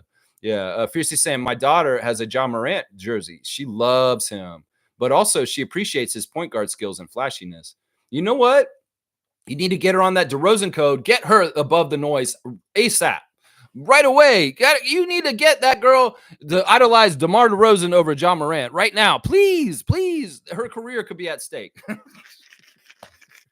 career could be at stake. I'm sorry. Kareem saying, happy belated Father's Day out there. My kids didn't take me to Denny's, but they took me to my favorite family-owned restaurant, P&M on Weston Road. Awesome. Awesome. Well, let's put the straight goods on the Canadian goods. P&M, Weston Road, a great place to take your dad on Father's Day, just like Kareem and his family took him there. That's right. So I get saying, Lex, that was actually a true story. Prince cooked all those guys in heels and all that. No, I know he's a really good player. I know that that's a true story. The Charlie Murphy recounting of Prince. A lot of those stories are true. Rick James coming in and messing up that couch with his muddy boots. All that shit is true because I honestly, Eddie Murphy was a huge star and Charlie Murphy was in those circles. So he was around those people. And I totally believe that stuff about Prince. I've seen pictures of him in basketball jerseys. I'm just wondering if he had the air time like John Morant. Like, could you imagine Prince flying through the air like John Morant, like dunking? In some ways, I want to believe. I want to believe that that was true. I want to believe that he could actually get up there like that, man. Trevor's saying, because like on the show, Dave Chappelle is like doing that whole part where he dunks and he's just like hanging in the air and he's like looking at the camera and he's like, and then he like falls down like 10 seconds later. It's so good, man. That show's so awesome. It's such a classic. Trevor's saying June 28th, I'm going to Lisa concert in Phoenix. You're going to Lisa Cult Jam? Lost in emotion to Sarah Casera. That's awesome, man. You going to Lisa and Cult Jam? That's awesome, man. Mark's saying, sorry, I stepped away for a bit. I'm cute looking for you're looking for volunteer opportunities to help coach youth. That's fantastic. Whatever you can do, Mark, give back to the community, and I'm sure you can figure it out, man. Maybe there's a school nearby that needs an assistant coach or all kinds of stuff. You can figure it out. Maybe there's a YMCA or somewhere where there's youth and they just need some guidance. This is very much in need. So hopefully you will find something where you can get that coach energy out, because it's very needed in this world. And mentors and coaching is always needed in all kinds of different places. So yeah, I'm sure you'll figure it out, Mark, and that'd be awesome. Amit's saying, I make a mock draft every week just to see the difference week by week. I'll post it in the Discord if anyone wants to see what I think. And if you disagree with my opinions, I'd like to hear yours. That's fantastic, Amit. That's a lot of work. And I would love to see your mock drafts. In fact, I'd like to see your past ones and how they've evolved since you've been doing this project for this draft class. In fact, I feel like you may be very informative for me as far as I may be able to look at your ranks and really kind of see trends with different things. Like, did you notice Derek Queen, his stock fell, and Common Malawach's stock went, yeah, there's a lot of draft dropping and rising with the draft picks for this draft coming up. That's right. Seymour saying, you don't know Jay Huff? He dunks everything in reverse. Very entertaining player. Yeah, I don't know. I guess, he's on the Grizzlies, and he's like a bench player, and I just haven't paid attention. I know Santi Aldama, Scottie Pippen Jr. I don't know. I guess we see the Grizzlies twice a year, and he didn't really get in the games against us, right? Mark's saying lots more interest in basketball in Alberta than people realize. That's awesome. That's really, really awesome. I like that. Seymour's saying there's more people from Toronto living in Calgary than Calgarians now. I've heard a lot of people moved out to Calgary, like you guys, to kind of get opportunity. So there are probably a lot more Ontario people out there than ever before. I could see that. Seymour said, hey, if I get a call and I hear hello, hey, I already know there's a problem. That's funny. All right, Mark's saying this. I'm one of them. Yeah, it's rare to meet anyone in Calgary who grew up in Calgary. Lots of people from Toronto, Vancouver, and Winnipeg. There you go. Mo's got my W stream and my cutoff. Thank you, Mo. I'm going to give you a dunk for giving me a cutoff, as I do need it. I'm over my time already. And Monique is the producer for this channel, and she is very helpful to keep me on time. And in some ways, I have not done that. You're at 69, Mo. You're at the 69 points on the dunk charts at this point. There you go. I love to see it. I'm going to say my uncle and aunt had a baby 6 months ago, and I've been calling her Project Caitlin Clark. And as a non-basketball fan, he hates when I call her that, but she will be a WNBA star. Mark my words. Sounds like cousin Amit is going to be heavily influencing this young lady. And yeah, that's interesting. On the Raptors, on the Instagram stories, I didn't cover this for some reason. It should have been there, but Andrew Jones is really, really getting Ava Jones ready for WNBA. Seriously. So, Amit, that's awesome. I love that. And Milbester saying, congratulations to them. Much blessings to them and your family with a new kiddo. That's cool. And I'm not going to lie. I always mock Common to the Raptors, even if I know he won't fall to us. Other than that, I try my best. I know I'm with you too. He is definitely my number one choice for the Raptors at 9 if he can be there. But man, there's so many overtures that, even at this point, the Sixers are talking about taking him at the 3rd pick. Seriously, it's gotten to that point. It was like before, okay, Brooklyn will take him at 8, or New Orleans will take him at 6, or now they're saying Philadelphia will take him at 3. So I'm like, man, Malawach, if he is at 9, we're taking him. There was some crazy Raptors Reddit.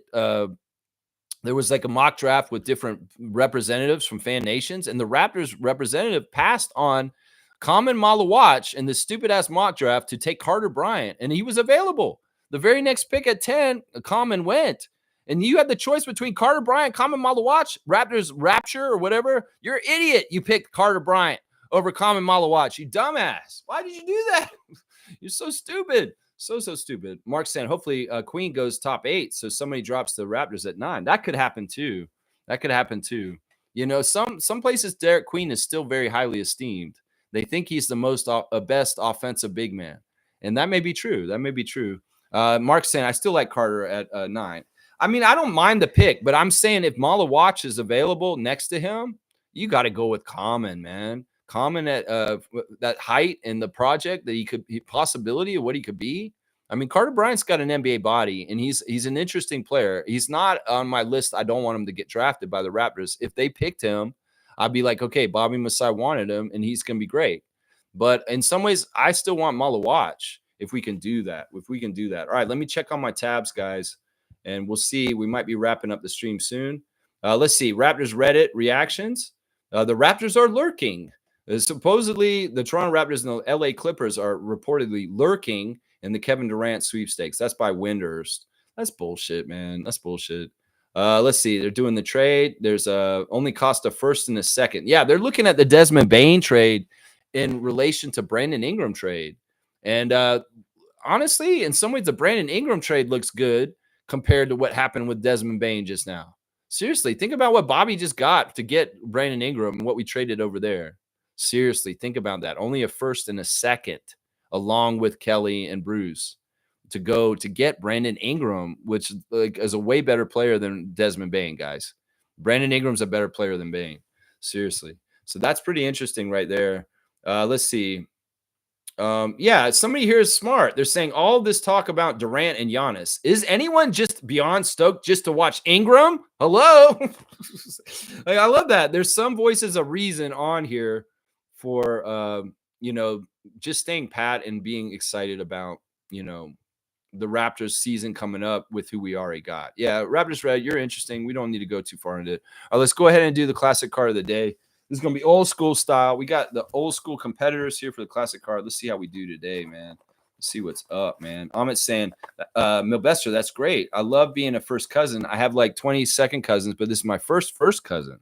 Well, that's kind of cool, man. That's kind of cool. All right, this is a test for Milbester. This one's coming up for the classic card. Kareem saying, I don't know where this Carter Bryant steam came from. This guy ain't a top 10. He's maybe top 25. I tend to agree with you. I don't. He's not really on my list for them to draft, but he's a guy that I'm okay with it. And like Raptors fans aren't totally wrong for wanting him because he does seem like he's got a good NBA body. But I feel like we could do better, is what I'm saying. He's not a true center, and in some ways, I still want to get a true center. That's the big part of it right there. Amit's saying, I like Carter Bryant a lot. He is a definition of a top-level role player, and I love my role players. Don't like him in Toronto as much as other guys, though. Yeah, you know what? I'm with him on this. I'll agree with Amit. Yeah. And Kaloy's saying, God damn, every trade rumor has the Raptors on it. Has Keith Pelly unleashed Masai? I think it's all bullshit. I think that they just use our name in reference for everything like this. And that when they want to do shine, they exclude us. But in these cases, trade talk, putting the Raptors name in there is helpful to for whatever reason, clutch or prestige or Masai Ujiri effect or whatever. And it's not true. Half of this shit isn't true. The Raptors don't talk about what they're doing at all. They've always been tight-lipped. And in some ways, the smoke is just smoke. And people that just want fire all the time, well, you burn down your franchise when you change it too much.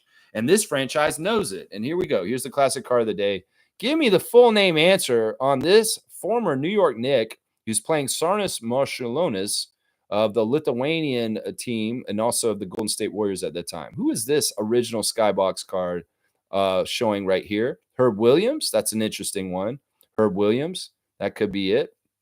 Yep. You guys want to see the back of the card? Maybe the back of the card will help you real quick. Milbester, this is your time to shine.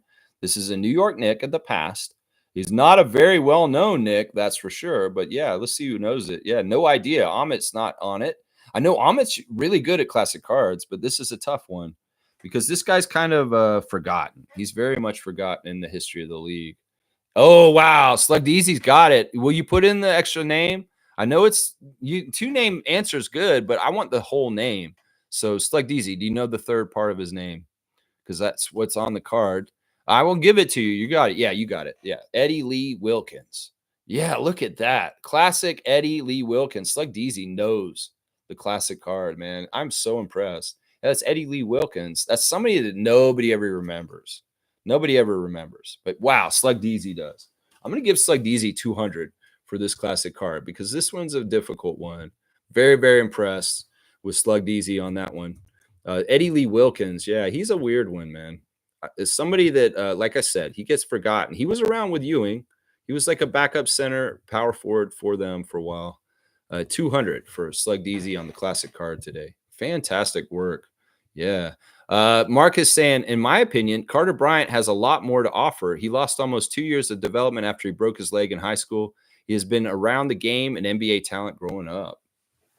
I mean, but what I'm saying is, compared to getting Malawach, I mean, oh my gosh, we know Common's like Pascal. He has come to the game late, and there's so much that Common has the potential to grow into as such a huge guy. And see, part of the problem is that I think that what happens in draft season is they don't want the Raptors to get a legitimate center. They really don't want us to have centers. That's really been a true thing. I think the part of the struggle of the Raptors to get centers on our team has been this, that there is a very active campaign to box us out of centers. And in some ways, it's done through the draft and free agency and trades. Teams won't trade us centers.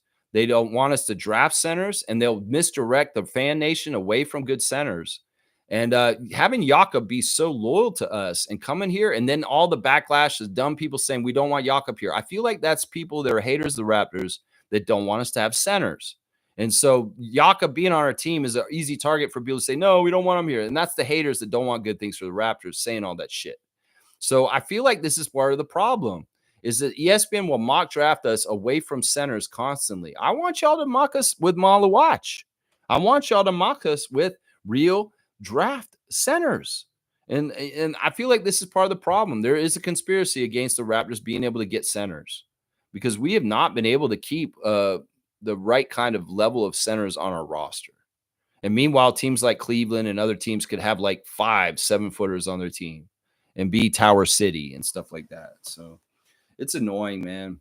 But yeah, I won't deny Carter Bryant's got an NBA body. He's an athlete. He has a lot of promise. And if Bobby decides that's his pick, I'll stand with it and I'll be very happy because he does seem like he's a good player.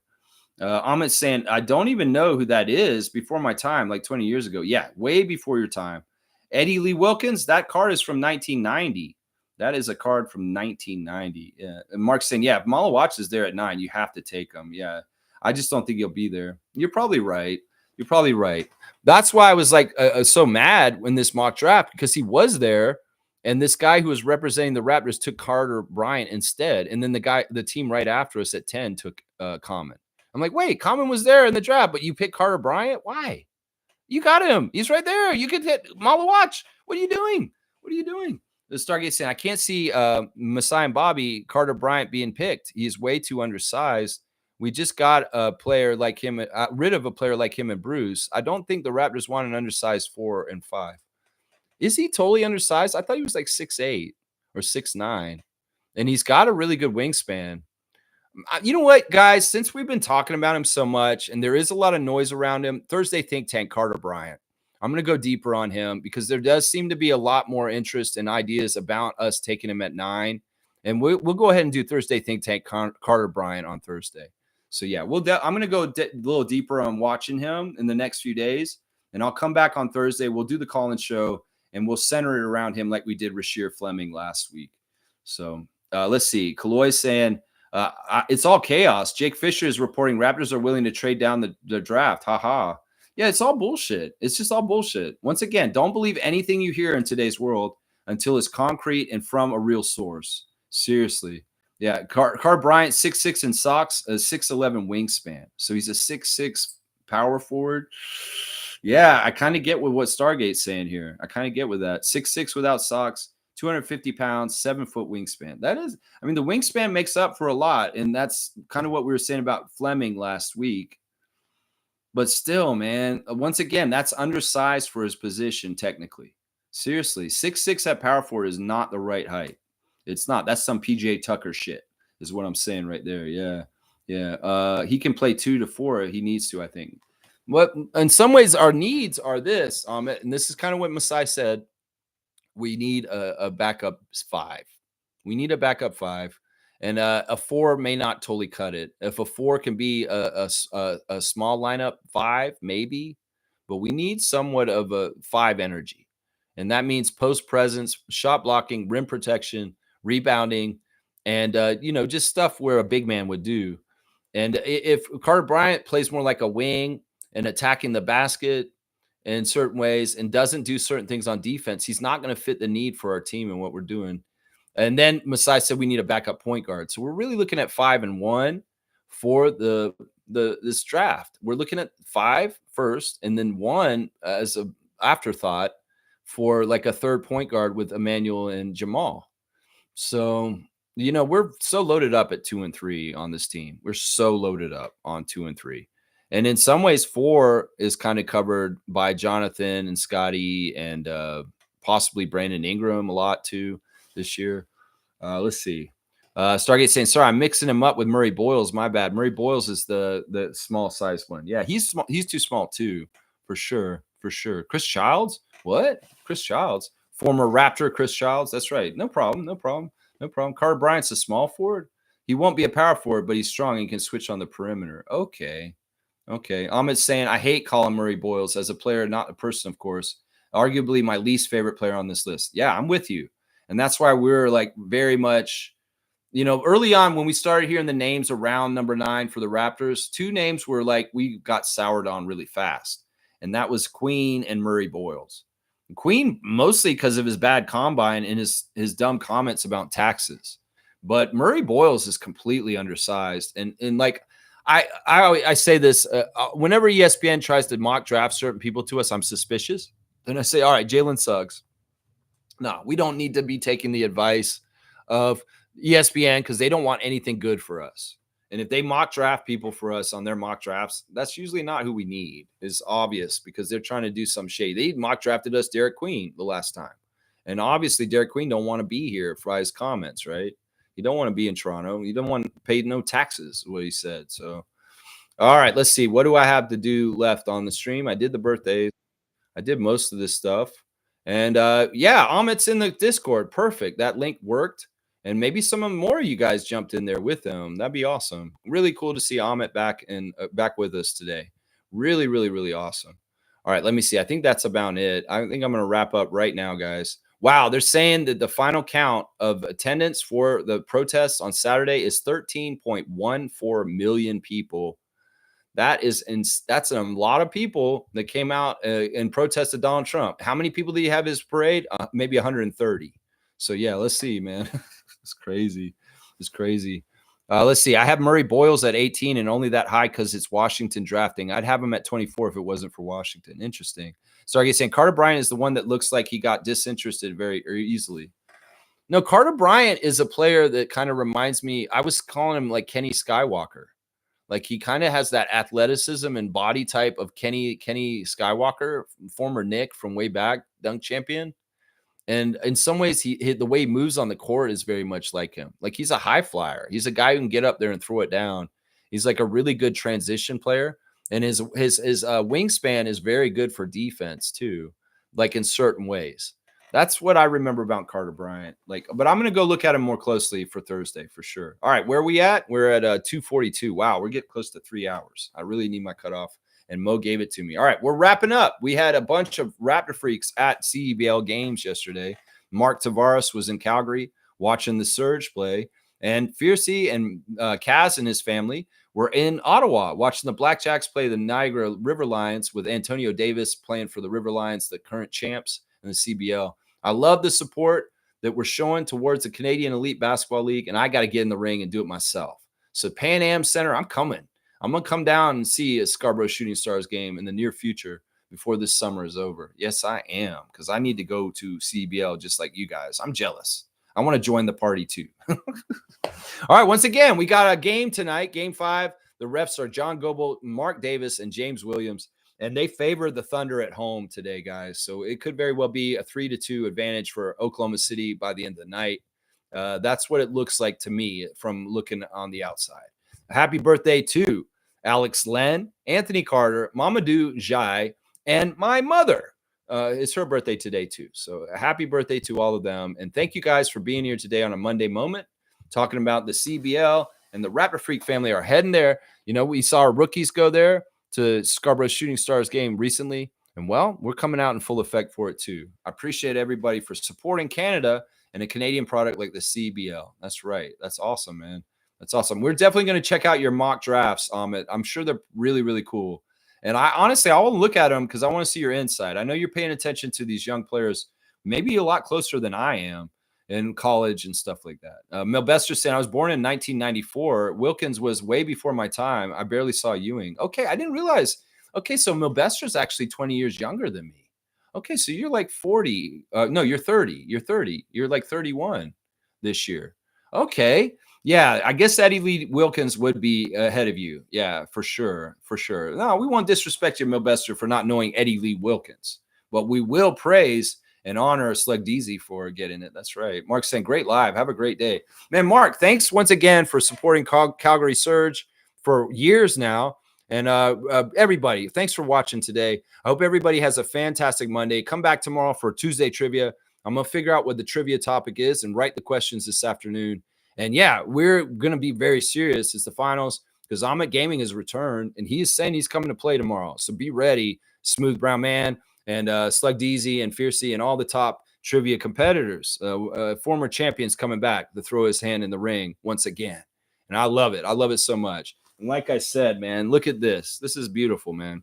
Look at this right here. We got Smooth Brown Man 2025 nameplate going to be going on this trophy when that Larry O'Brien goes to whichever team's going to win the finals.